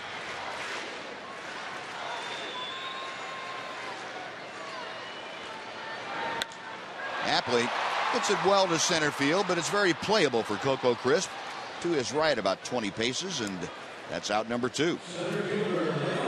That might be the first ball we've seen that was legitimately hit on the barrel of the bat. Yeah, I think it was. Nelly Cruz hit one to right field, you know, straight away right field pretty well. He reached out and kind of stroked it out there, but that's probably the closest thing to a hard hit ball. Only 1 hit was a little blooper. Here's Yoenis Martin, who lined out with the bases loaded. He hits a little tapper. If it gets by the pitcher, which it doesn't, it was going to be trouble, but a nice job of fielding his position by A.J. Griffin. Now, he has retired the last 11 that he's faced. We're going to the 6th inning. Matt Harrison and the Rangers trailing Oakland 2-0 on TXA 21.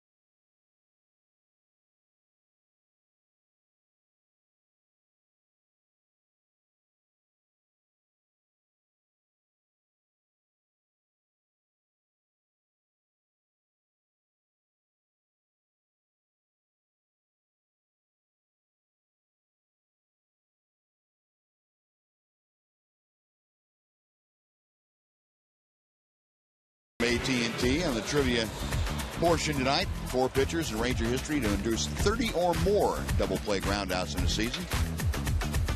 Last year, Matt Harrison and C.J. Wilson. C.J. with 31, Matt Harrison with 30.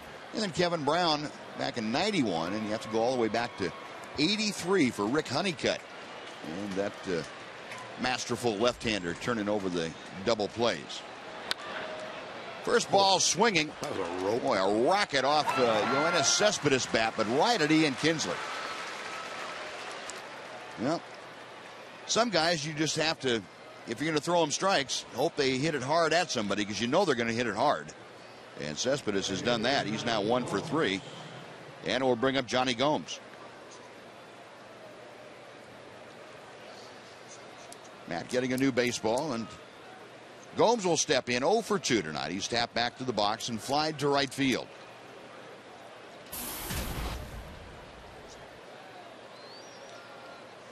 Eight home runs in part-time play for Gomes, mainly against left-handers. He takes a strike from Harrison.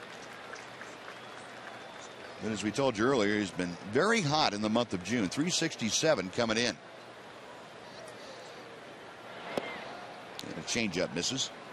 A ball and a strike.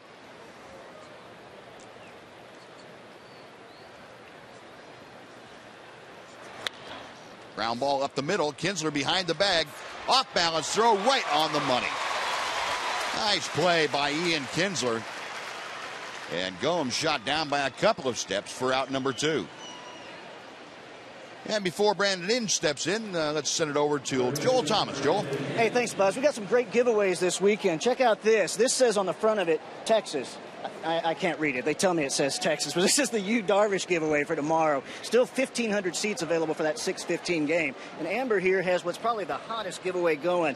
Not many people know that Nolan Ryan was a part of the Texas Parks Commission, and at one point he had a run-in with some snow monkeys that he told us about in a hilarious interview on the ticket. So tomorrow is the Chicken Express Nolan Ryan Snow Monkey giveaway. That's a 6:05 start. Still 3,000 seats left. You can find your tickets on TexasRangers.com. Buzz? All right, Joel, thank you. Sunday, and a Sunday for the Snow Monkeys. Sunday, you got it.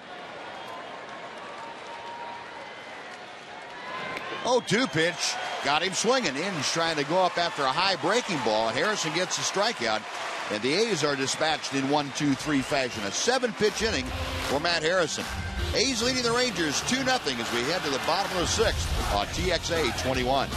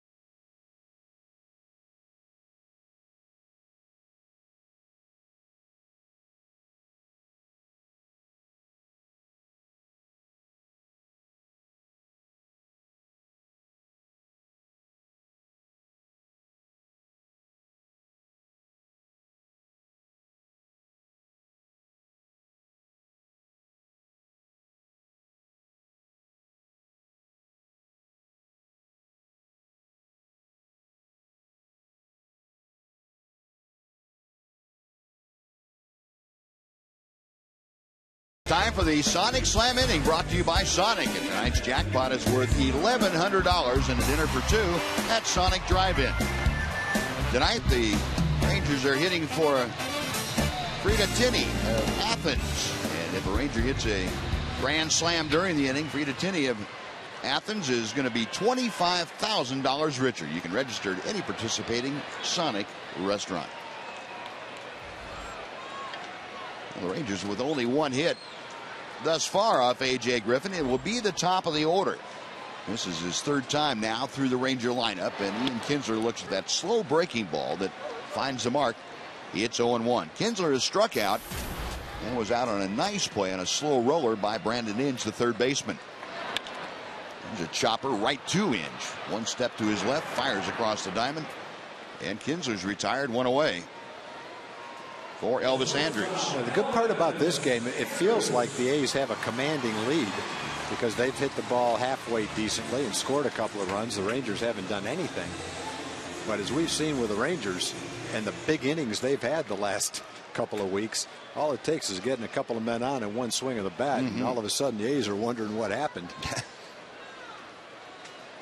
And you have to credit, and this is exactly what Ron Washington says when people ask him about his expectations for any starter. And he said, keep us in the game. And this is what Matt Harrison has done tonight through 6 innings. Kept them in the game. Although A.J. Griffin has done a little better job of it. 2 runs better. But you talk about an explosive offense for the Rangers. If you just keep them within smelling distance, they can get the job done on any given night. Andrus tonight, a strikeout and a ground ball to short. 1-1 pitch, and it's a ball and 2 strikes.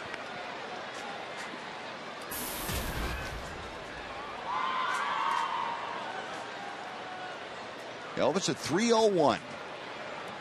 On base percentage right at 38%, and he takes off the plate outside. If you watch the catcher's glove when he throws a fastball, he doesn't miss it by much. He doesn't miss from one side of the plate to the other or high instead of low. It's right there every time. Yep. And when he misses where he's supposed to miss, off the plate. And I think it's a great example, Buzz, of not being overpowering, but just showing that location might be the number one ingredient of good pitching. Hard hit ground ball, but right at Hicks, the shortstop. That's out number 2. And despite going to his 8th full count of the night, Griffin able to get the ground ball off the bat of Andrus. Now Josh Hamilton comes up. Yeah, there's one thing you can't make up for with either velocity or movement, and that's bad location. You can have a little more leeway. The harder you throw, the more your ball moves, but basically there's no countering pitches in the middle of the strike zone. And he's got almost average velocity, I guess you'd say. Let's call it average velocity. I wouldn't say he has anything more than average movement. Fastball looks pretty straight, really. Right. He's just got, so far from what we've seen, great control, great command of it. Jerry Blevins, the left-hander, getting loose in that left center field bullpen for the Athletics. There's that slow curveball at 66 that hung a little bit outside, and then Hamilton now with a 2-ball 1-strike count. Arm strength really shows up in the draft. You're not going to be drafted high in the draft if you're throwing 90 miles an hour, especially if you're a right-hand pitcher, maybe if you're a lefty. And so probably location is underrated in the draft. I don't think there's any way the A's, picking him in the 13th round, expected him to have 2 starts in the big leagues this quickly and do this well. Otherwise, they would have picked him higher than that. Josh, a looper to left field coming on Cespedes. He can't get there in time, and Hamilton blooping one in for the 2nd hit of the night for the Rangers.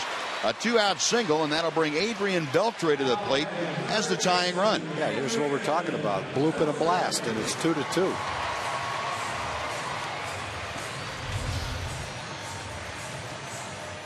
And that changeup again. And Hamilton waited as long as he could. Matter of fact, he waited a little too long because he jammed himself with it.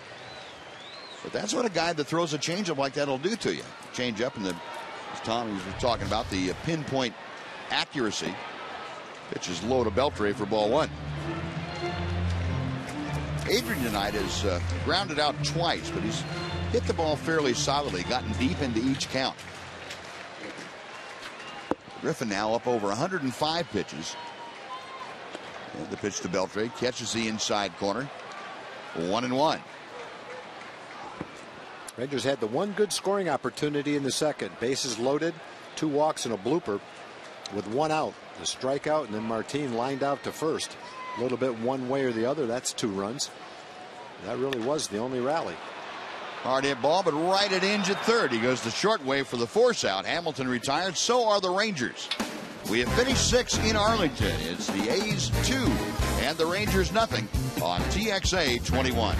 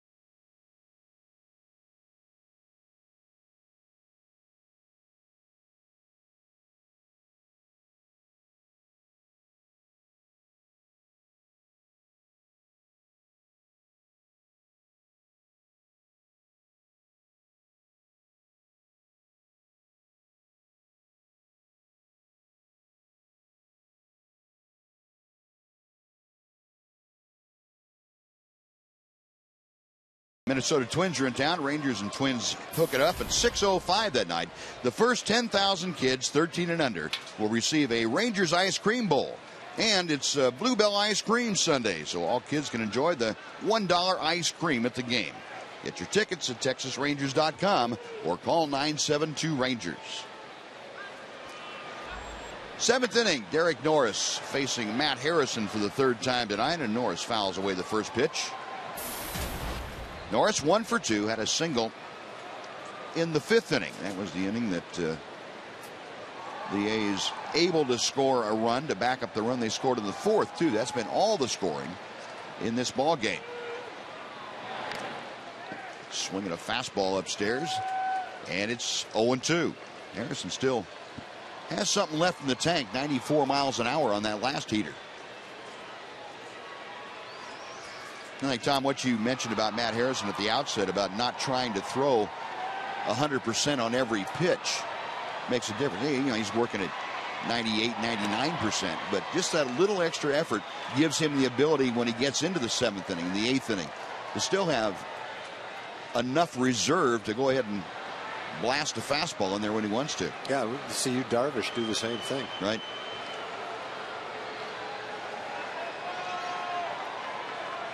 The 1-2 pitch.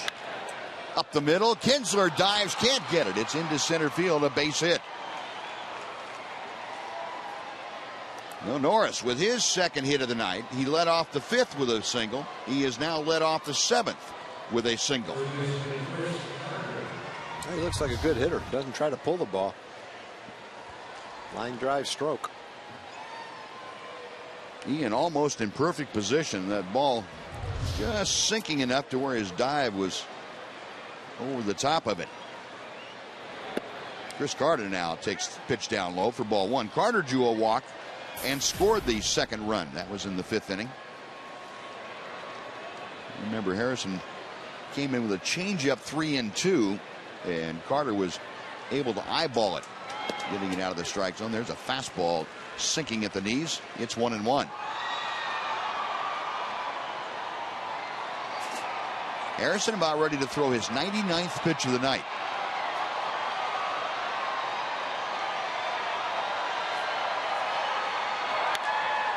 Skied to right field toward the line. Nelly Cruz now has to go back into the corner a little bit. Makes the catch. Norris will retreat to first base. That is out number 1, and will bring up Brandon Hicks.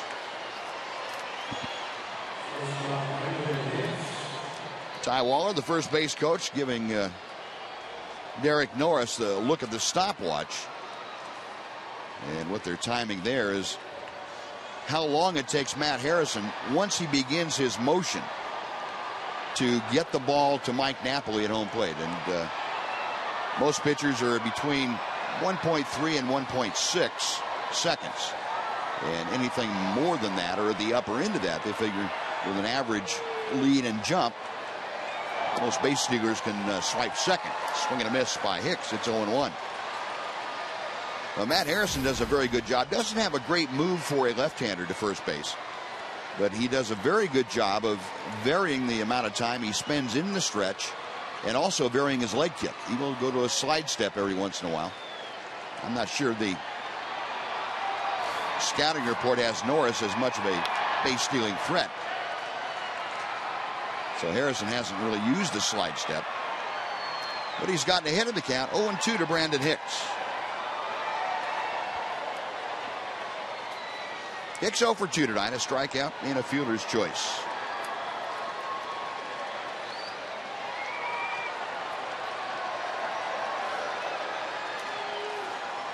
Harrison ready, a check of Norris at first. And the pitch is popped up, foul, and that will reach the seats on the first base side.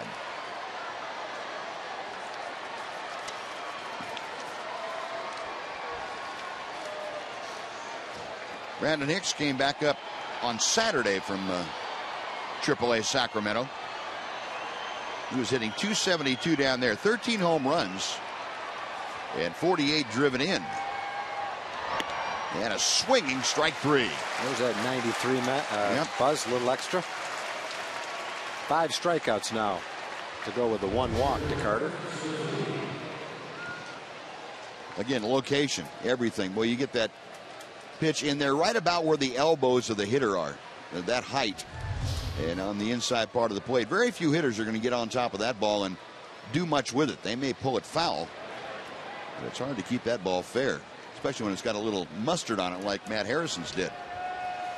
A 2 gone. Here's Kurt Suzuki, and he hammers one down the left field line, but that's hooking foul and goes into the seats.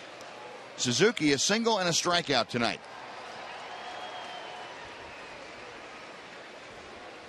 Got the baseball and a big hug. That was great. And a big smile. There we go.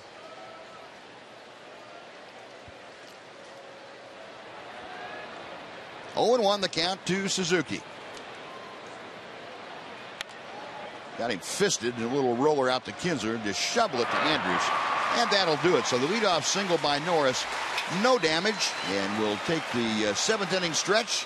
Rangers trailing 2-0 to the Oakland Athletics. Now let's join Chuck Morgan as we honor America with God Bless America. Home and around the world. Tonight we invite you to join in singing God Bless America with Master Sergeant Nancy Poffenbarger of the United States Air Force Band of the West. God bless America, land that I love. Stand beside her and guide her through the night with the light from above, from the mountains to the prairies, to the oceans white with foam. God bless America, my home, sweet home. God bless America, my home, sweet home.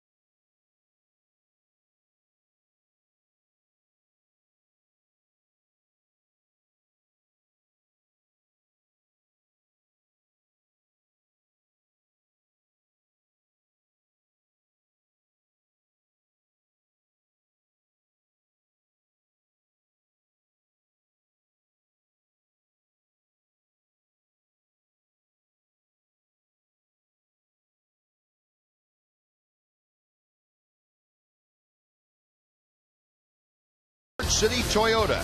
Go to sportscitytoyota.com. We'll deliver anywhere in Texas. A large crowd on hand here tonight, near capacity. And they have seen A.J. Griffin deliver here in Texas this evening. And I think as far as the Rangers are concerned, fortunately, he's gone from the ballgame. 109 pitches later, he is finished for the night. And the veteran left-hander Jerry Blevins on. Blevins will face Michael Young, Nelly Cruz, and David Murphy. Yeah, Blevins having a good year. Opponents are only hitting .224 against the veteran lefty.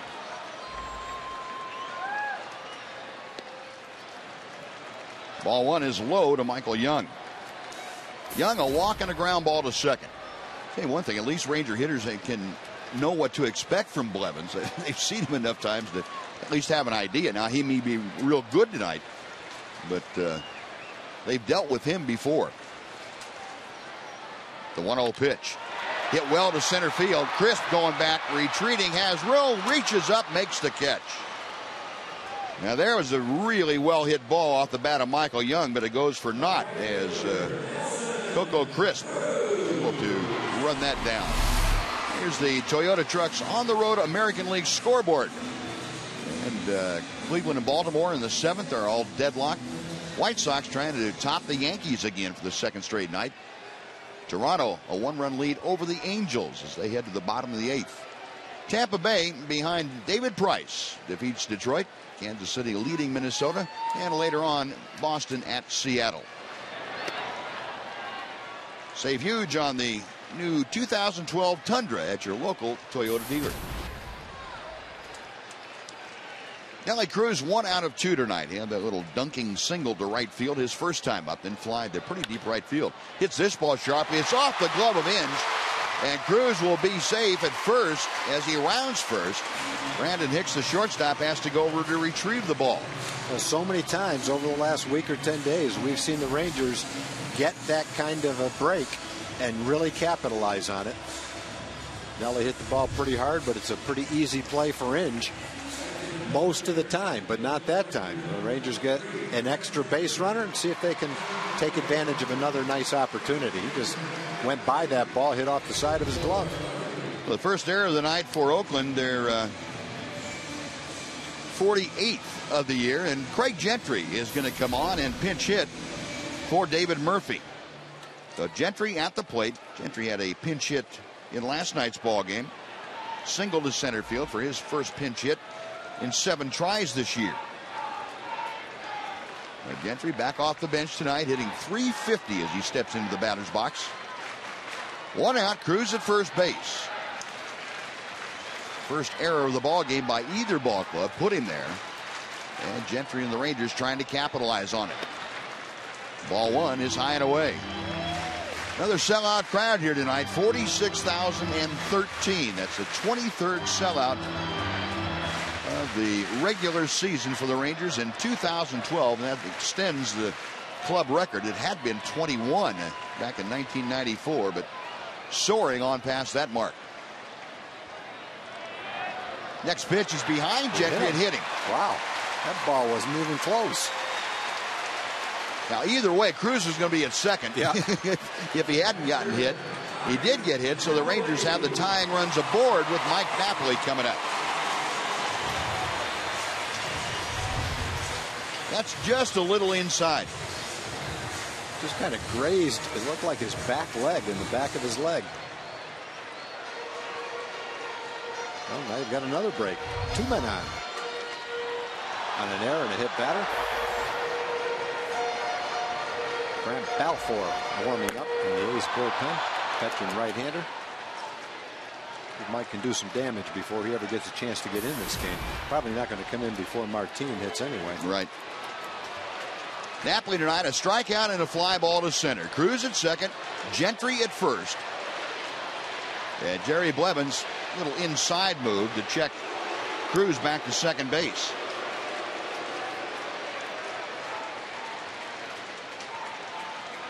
First time tonight that this capacity crowd has had something to get excited about. There's a pretty good buzz going around this stadium. Blevins to Napoli. sliced out of play down the right side. Napoli's going to have to go back for a new piece of lumber.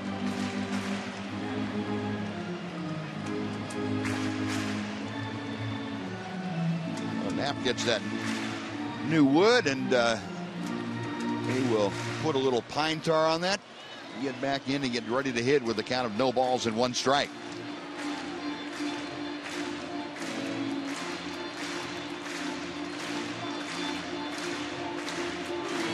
Outfield playing Napoli just about straight away. The infield in a similar fashion.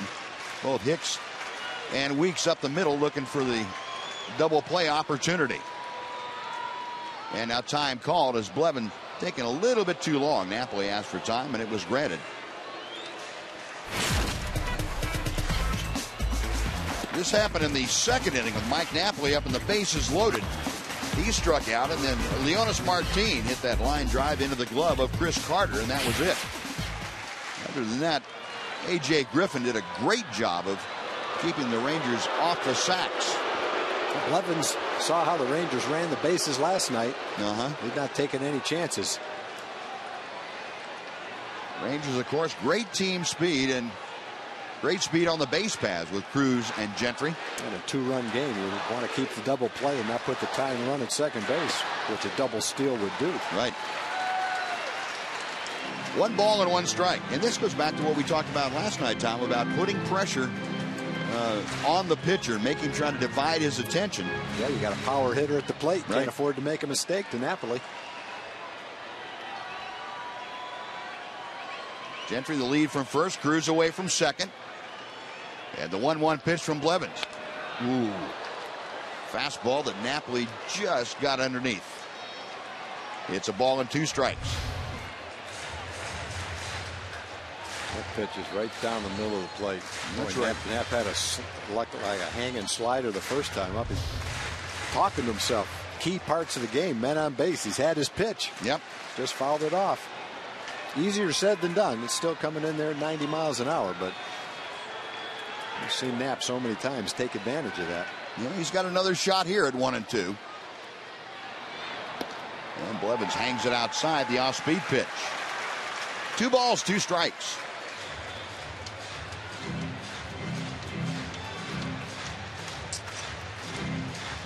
Napoli out collecting his thoughts. Gets his game plan together. Nelly Cruz to the left of your screen leading off from second. Craig Gentry at first. Very good speed for the Rangers. And Blevins set to work. And again an inside move. I don't blame him for doing it. If I saw the Rangers run like they did last night, I wouldn't take any chances. You don't watch them, they double steal and a blooper, and all of a sudden you've got a tie game. Or a ground ball scores a run instead of a double play. He's got to try to keep them right where they are. Got him swinging. Blevins pulled the string, and Napoli gone on strikes. That is out number 2 with Leonis Martin coming up. It's kind of like the at-bat in the second inning. The off-speed pitch got Knapp, but in that at-bat was the pitch he wanted. That third pitch right in the center of the plate. And then the 5th pitch right in the center of the plate. Now, we talk about pitchers' attention getting divided. Does missing your pitch and knowing you missed it carry over for a couple of pitches? Yeah, you know, I think you can't help but think, wow, there was the pitch I like, and I missed it. Am I going to see it again? Yeah. So you're still beating yourself up about it. Huh? You can't let it preoccupy your thoughts, because once the pitch gets ready, you're concentrating on the pitch. But I think it is a little frustrating to a hitter, especially in this kind of a game, a 2-run game where you're having trouble scoring, where one swing of the bat could make a difference. 0-1 pitch to Martin. Slowly hit ground ball to short. Hicks on to Carter, and that will do it. So the Rangers have one more opportunity, and they let it go by the wayside. No runs, no hits, an error, and a couple of men left. On to the 8th we go. It's Oakland 2, Texas 0 on TXA 21.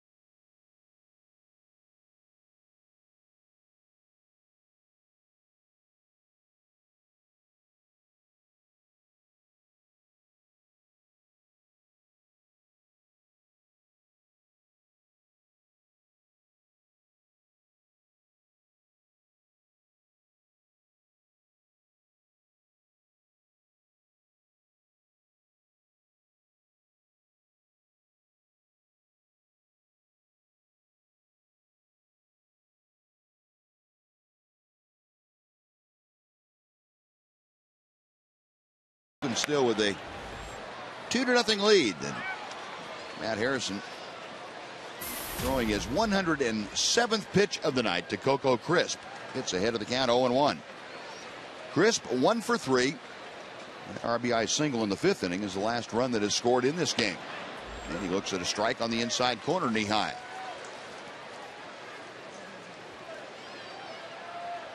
Crisp now with 16 runs driven in as Harrison comes down and into him, and it's 1 ball, 2 strikes.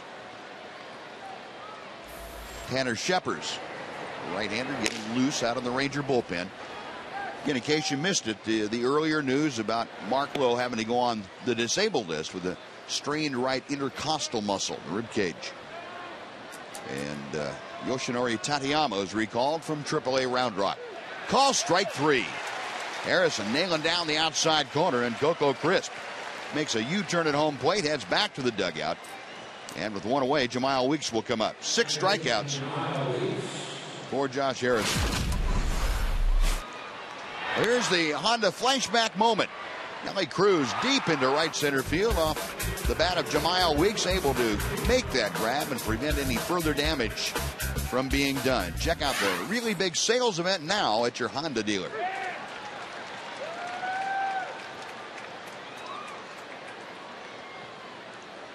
No balls and a strike to Weeks. Had a 4th inning triple as he led off, came around to score, fouls the next pitch off. Matt Harrison really doing a good job tonight of getting ahead of the hitters in Oakland's lineup. He is, with this at bat, 10 0-2 counts against Oakland hitters. Call strike 3. And make that 7 punch outs. The other thing that was real important, Buzz, is to pitch deep into this ball game with the bullpen in the shape that it's in right now. It's really been tested.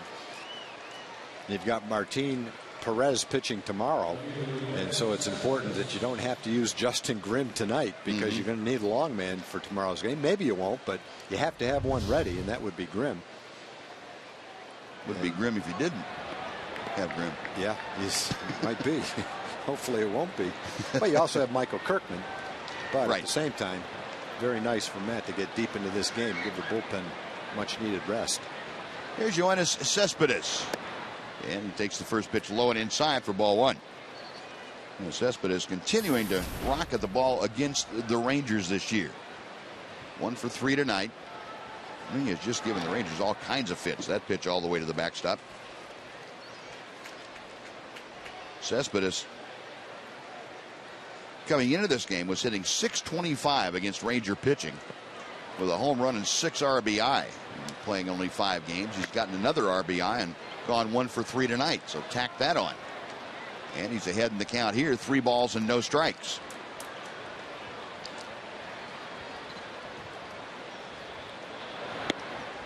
Three and 1 as Harrison pours a fastball through there.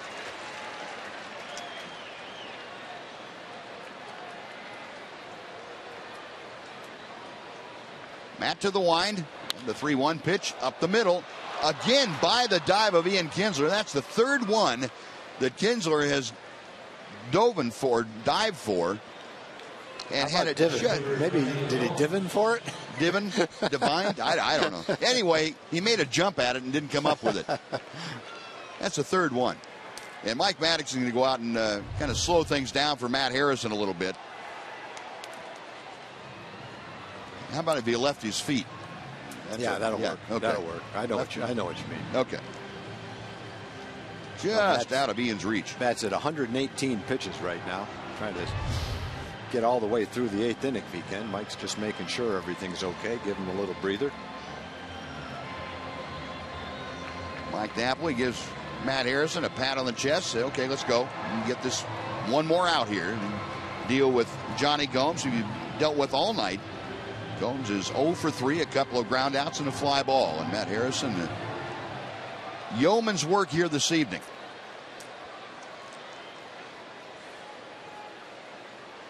Riding a 6-game winning streak, looking for win number 7 in a row.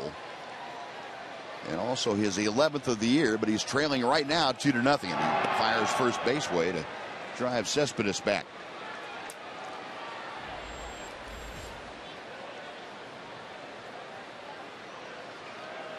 In case you missed it earlier, David Price did win his 11th game today as Tampa Bay won their contest. And the pitch is a strike at the knees to Gomes. It's 0-1. So Matt trying to become the second 11-game winner in the American League.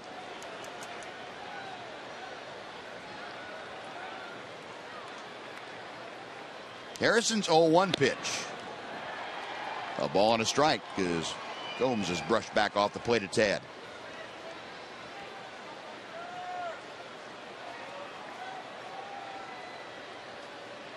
Napoli flashing the signs out, and Harrison agrees to one of them. And Gomes skies one to center field. Moving back a little bit, now coming on a little bit. Leonis Martin camps under it, puts it away, and that'll do it. A couple of strikeouts, a 2-out hit, and no damage at all. Matt Harrison's through 8 innings, but the Rangers trailing Oakland 2-0 as they come to bat in the bottom of the 8th on TXA 21.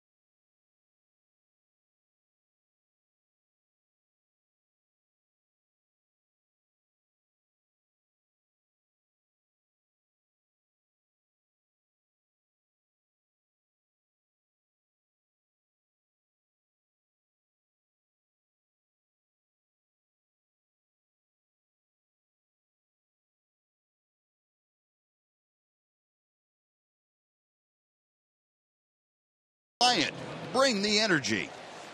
The Rangers brought the energy, but it hasn't translated into a lot of hits yet. Just 2 hits. Hamilton and Nelly Cruz with singles. Other than that, Oakland pitching has reverted to the way it has been the last few weeks. They have just been outstanding. 1 walk, 1 hit by pitch. That has just been about it. And the Rangers now facing a tough right-hander late in the ballgame, and that's Grant Balfour.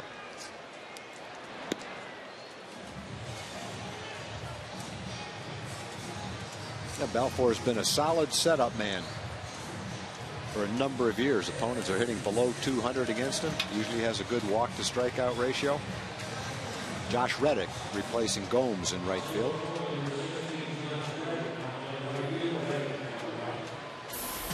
But Ian Kinsler in the top of the order to face Grant Balfour. Kinsler tonight 0 for 3, 2 ground outs to third and a strikeout. Rangers have some experience against Balfour, not all of it great. Ian Kinsler just 2 for 11 in his career against the Oakland right-hander, but both those hits have been home runs. And the pitch hit high in the air, but that will twist back into the 7th row, out of play. No balls and 1 strike. 182 the average. 3 strikeouts in 11 at bats against Balfour. Former closer, he was removed in favor of Ryan Fuentes, and Fuentes was removed for Cook. The 0-1 pitch. That's going to be out of play to the right. Carter over to take a look, but that's halfway back in the lower seating bowl, and it's no balls and 2 strikes. Now to Ian Kinsler.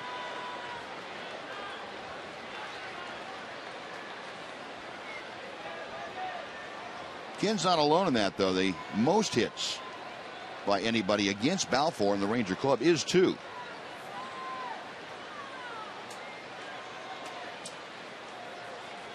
Balfour rocks into the wide, and Kinsler loops one to right field. Reddick moving toward the alley a little bit, waiting for it to come down out of the night sky, puts it away, and that's out number 1. And it will bring up Elvis Andrews.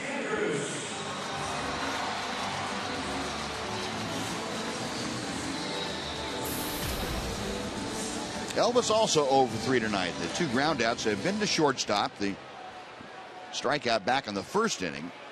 It was a called 3rd strike. Elvis has never had a hit against Balfour in his career. 0 for 7. Ball 1.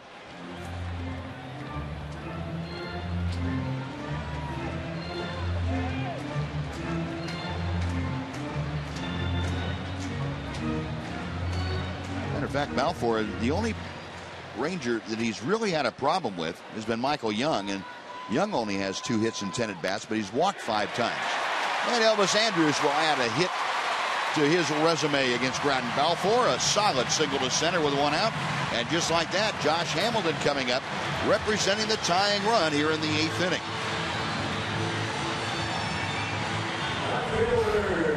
Rangers couldn't take advantage of an opportunity last inning, an error and a hit batter.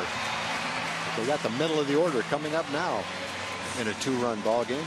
High fastball. Elvis did a great job of not getting underneath that ball and hitting it on a line to center field.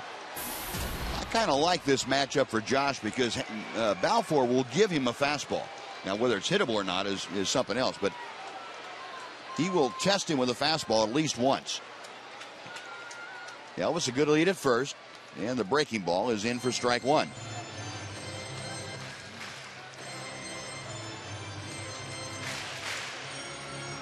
With Andrus at first, the A's can't go into quite the full overshift. So he hits the shortstop on the third base side of second, but moved way over into the shortstop hole is Brandon Inge. There's a fastball on the outside corner, pretty well located. That might be the only one Josh is going to see.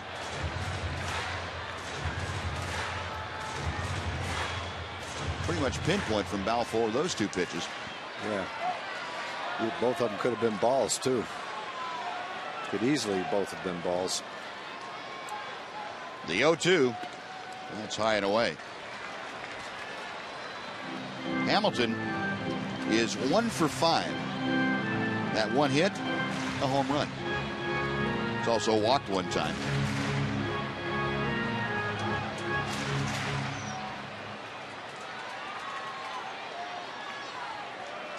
Balfour bending in to take the sign, and he's ready. Check swing on a pitch in the dirt, and it's 2 balls and 2 strikes. Good job by Suzuki to keep that ball out in front of home plate and prevent Andrus from taking off to second.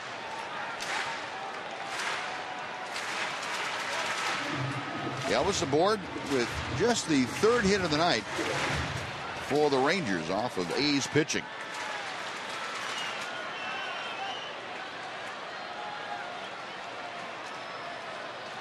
Josh Hamilton trying to get the Rangers back in this ball game, and a snap through to first. For all of you scoreboard watchers who just came in from Toronto, the Blue Jays have downed the Angels tonight, 7-5, the final up there.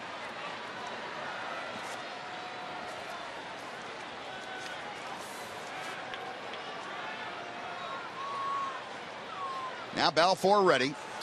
There goes Elvis, and the pitch is low, and he's going to swipe second standing. Well, he picked a great pitch to go on. And if you guess right on that slow breaking ball, it's a piece of cake. And Elvis with his 16th steal of the season in scoring position.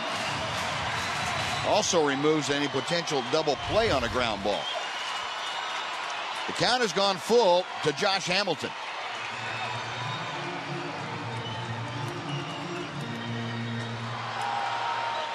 Josh this season hitting .343 with runners in scoring position. There you see the spread chart against Hamilton where the pitches have been, 2 in the dirt. The first two right on the outside corner. But the count is full now. Balfour set, and the payoff pitch, very high, ball 4, and that puts the tying runs aboard with Adrian Beltre coming to the plate. He definitely lost confidence in his fastball after he got ahead of Josh. Ended up walking him on off-speed pitches. And now it sets up a good opportunity for Adrian. Hey, Ranger fans, join CBS 11 and TXA 21 for Addison Kaboom Town. That's July 3rd. It's ranked as one of the best fireworks displays in the whole country. TXA 21 will cover those fireworks live on July 3rd at 9 o'clock, so don't miss it. A 2 on, 1 out. Adrian Beltre to the plate is 0 for 3 tonight. 3 ground balls. Balfour's first pitch is low and outside for ball 1. And some more relief work going on out in the left center field bullpen. Ryan Cook, the closer du jour for the A's at the moment. Getting ready in a hurry. 2-0 Oakland. The Rangers have the tying runs on base and a 1-0 count on Adrian Beltre. Now Balfour stepping off the pitching rubber. Balfour is in the same situation that Blevins was in last inning, with Cruz on second base, trying to keep him close. Craig Gentry on first base. You got 2 fast runners now, Hamilton and Elvis. Check swing, he went around, and it's a ball and a strike. Looking fastball right there. Heading the count 1-0. Chance to drive a ball. Good pitch by Balfour. Beltre 2 out of 13 in his career against Grant Balfour. Rangers looking for that one big hit here in the 8th inning. Popped up. Shallow right field, coming on as Reddick. Plenty of time to get there. Makes the catch. And runners stay at first and second. They'll be there with 2 outs for Michael Young.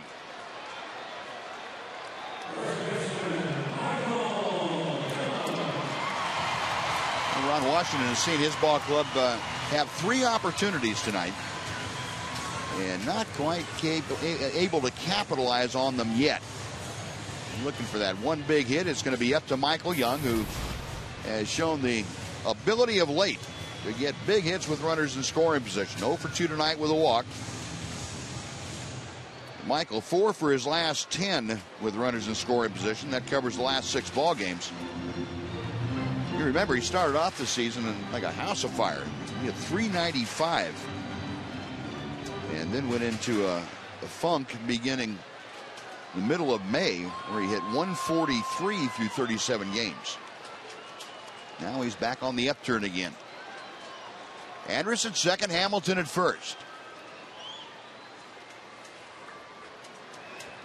And Balfour again preoccupied with Elvis at second base.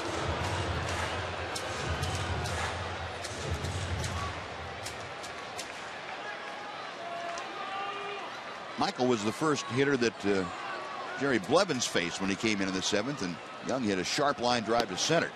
Check swing on that breaking ball outside for ball 1.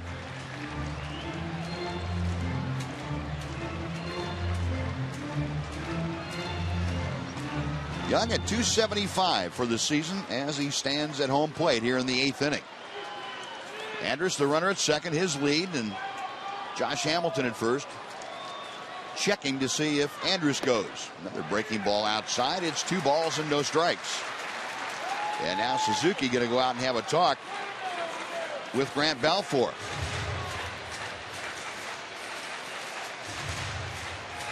Say, what exactly do you want to throw this guy? I know you've shaken off what I've been putting down. You want to throw sliders. If you're going to do that, throw me one for a strike.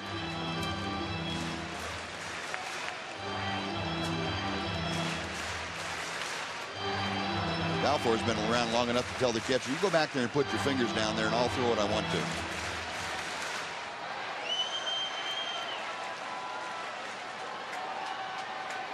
There's a series of signs now for Balfour, and they agree very quickly. The 2-0 pitch. Another breaking ball, and that's outside. 3 balls and no strikes. And again, Suzuki walking out slowly to the mound, taking the ball back. I can see going out once, but yeah. What are you going to say now? It's 3-0. Yeah. You've thrown no confidence in your fastball, thrown 3 straight sliders out of the strike zone. Walk Michael, give Nelly a chance, put the tying run at second base, go ahead run at first.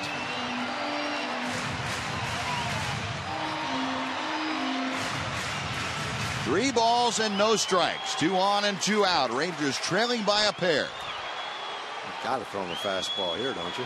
3-0. I would hope. And since you haven't thrown one in about 5 pitches, you miss with it. That'll load him up for Nelly Cruz and his boomstick. And Kurt Young is going to make a visit to the mound. Second time the Rangers have had the bases loaded. They had a couple of men on last inning. Haven't been able to get that big hit yet. But Nelly Cruz got a shot to get it right here. A big hit right here with 2 outs. More than likely will tie the game unless it's just a line drive hit right at Reddick. Now this sellout crowd, the 23rd sellout of the year of 46,013. Getting fired up. A lot of them are standing. And you heard the Cruz chant going through. Nelly tonight is 1 for 3 and a second inning single. And he's got Ranger teammates at every base. Cruz against Balfour is 0 for 8.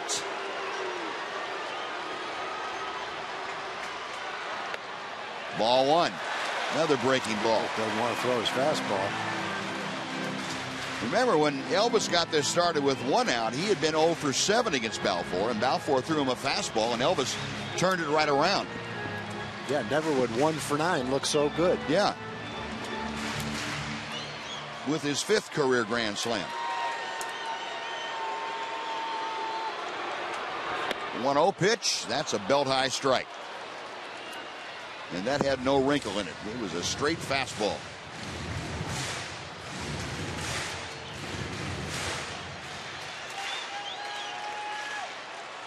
Ranger bench just waiting to explode. And they're hoping Nelly's the one that gets him to do that. Swing and a miss as Balfour went upstairs, and Nelly may be a little bit over anxious going after that fastball.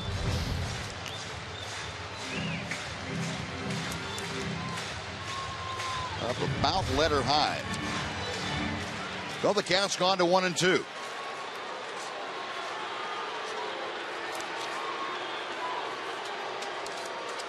Balfour to the plate and just missed outside. That a 93-mile-an-hour fastball. 2 balls, 2 strikes.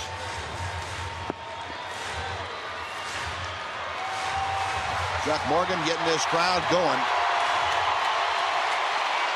The Wizard of Excitement.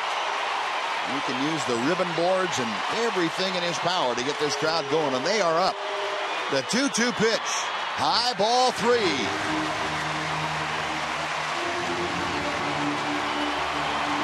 Make noise signs are lit up around Rangers Ballpark in Arlington. Nelly to chase a slightly high fastball, but not the last couple of pitches. Hasn't chased. Run the count to 3-2. Had a chance of scoring Josh on an infield hit now with him running. 46,000 on their feet chanting Cruz. There go the runners, and the pitch is hit high in the air down the right field line. It is slicing and about 3 rows out of play, so we get to come back and try it again. That a 93-mile-an-hour fastball. And Nelly just a little bit late with the swing. He makes him throw another strike, though, 3-2. And he's walked a couple of guys in this inning. Andrus, Hamilton, and Young. 3rd, 2nd, and 1st. Cruz trying to bring him home. 46,000 rooting it on. Outside ball 4. Andrus scores. Cruz with the RBI walk. It's a 2-1 Oakland lead, and that's going to spell the end of the night for Grant Balfour. So Nelly with his 49th RBI. And a very good at-bat after he got down in the count against Balfour. And there's where that foul ball just kept the at-bat alive on a 3-2 count. Balfour struggling to throw strikes, threw more balls 14 than strikes 11 in that appearance. The Rangers break through for one, need one more now. And that breaks a scoreless streak that Balfour had working. And the Ranger fans want more. Ryan Cook coming on. We'll be back and tell you all about him right after this.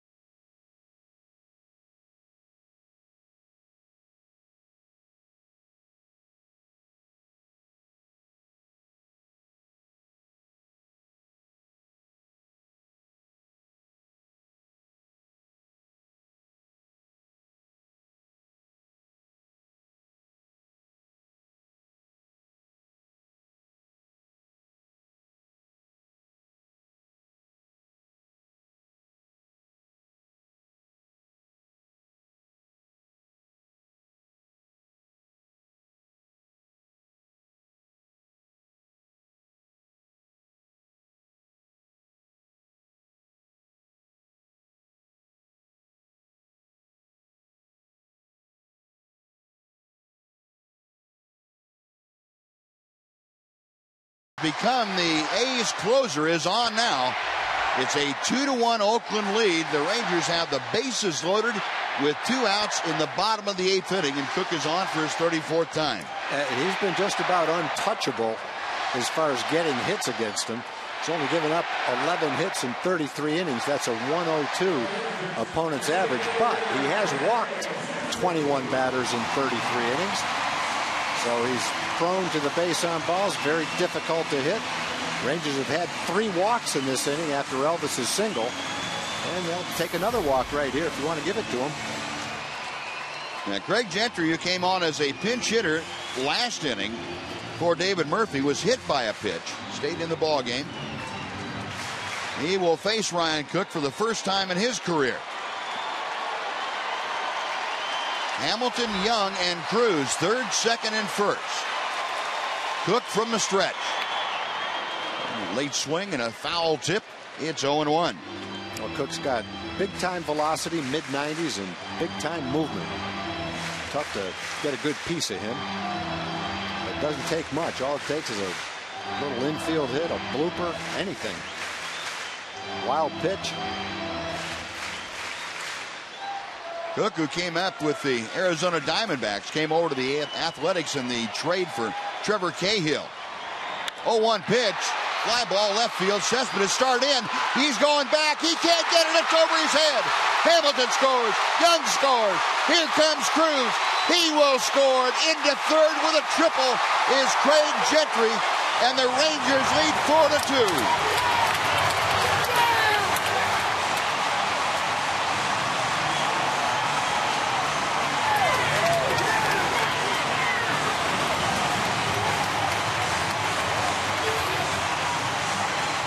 Cook had been giving up a 102 opponent's batting average.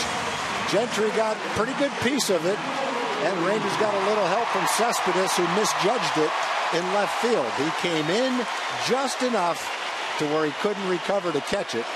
The Rangers have taken advantage of 3 walks and taken the lead. Well, this crowd going crazy. They're still on their feet. Mike Napoli at the plate. You get another look at it. Cespedes starts in and to his left, then says, uh-oh, that's not where it's going to come down. And it was too late by that time, and Craig Gentry with a 3-run triple, has turned this game around in the 8th inning. The other thing he did is he hit a pitch that most hitters haven't been hitting this year. He's only given up 11 hits in 33 innings. He's throwing in the mid-90s, and he hit the inside fastball. Well, Mike Napoli gone, but that's all right. The crowd standing and giving the Rangers and Craig Gentry an ovation. We go to the 9th inning. It's now the Rangers 4 and the Athletics 2 on TXA 21.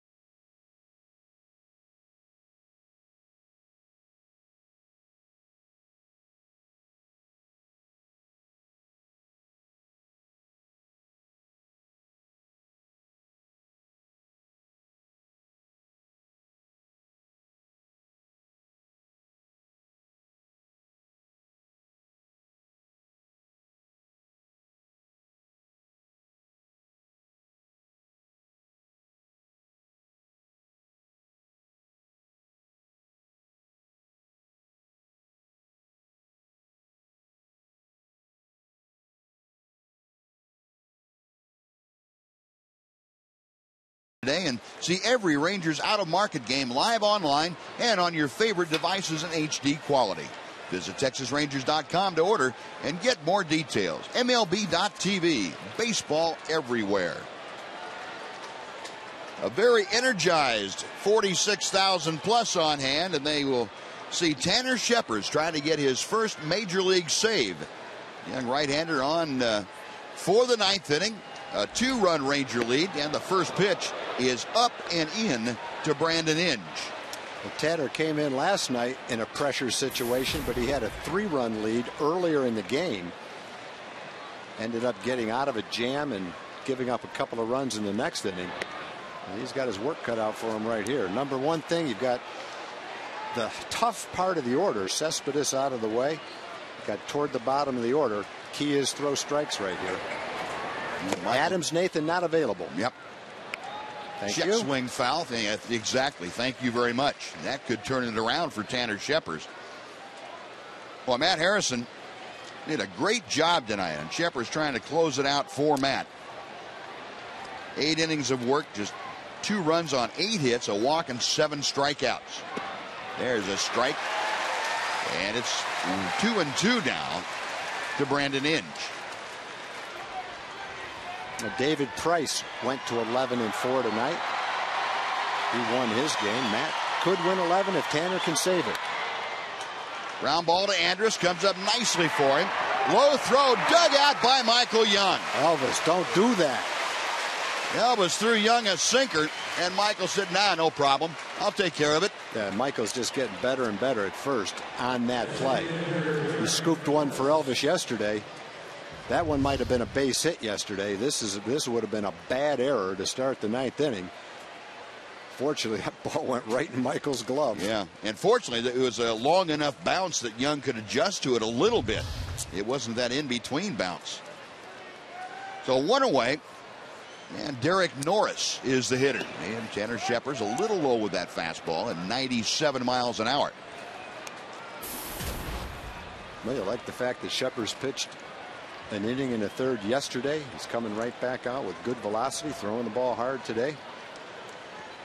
Had a chance to earn some stripes. 1-0 pitch. Norris fouls it back. Now, Shepard came on last night after Scott Feldman left in the sixth. Got a critical couple of outs. Got the double play ground ball to end the sixth inning and a fly ball to end, or I should say a double play ground ball for 2 outs and then a fly ball to end it. It gave up a couple of hits and a walk in the seventh before he left. Joe Nathan looked more nervous watching Tanner than he did when he's coming into the game himself. See Joe come into the game, he's got a smile on his face. He's biting his fingernails just like we are out there now. That could have been a strike, close. 2 balls, 1 strike. Come back and throw a strike right here. Oh boy. Popped up the infield. Napoli out in front of home plate. Has the call and the play right on top of home plate. And it's out number 2. Well, here are the Texans Can Academy Run for Kids. The walk to Nelly Cruz.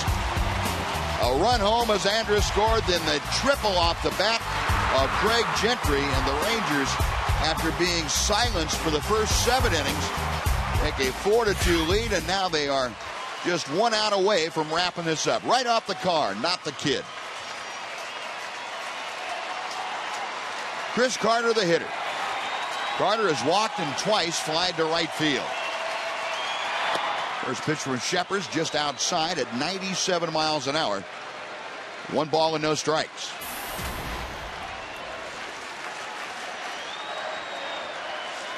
Young right-hander into the wind. And a towering drive to left field. Hamilton is going back. He's on the track. He is at the wall, and that ball is gone. A monster home run, a moonshot home run by Chris Carter. And that pulls the A's to within a 4-3 lead for the Rangers.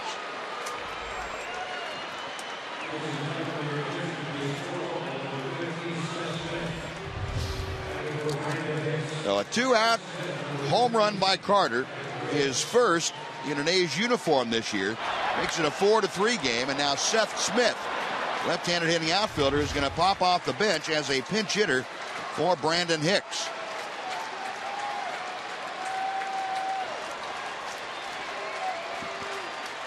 Smith inning 254, and Shepard deals to him. Good fastball on the outside corner.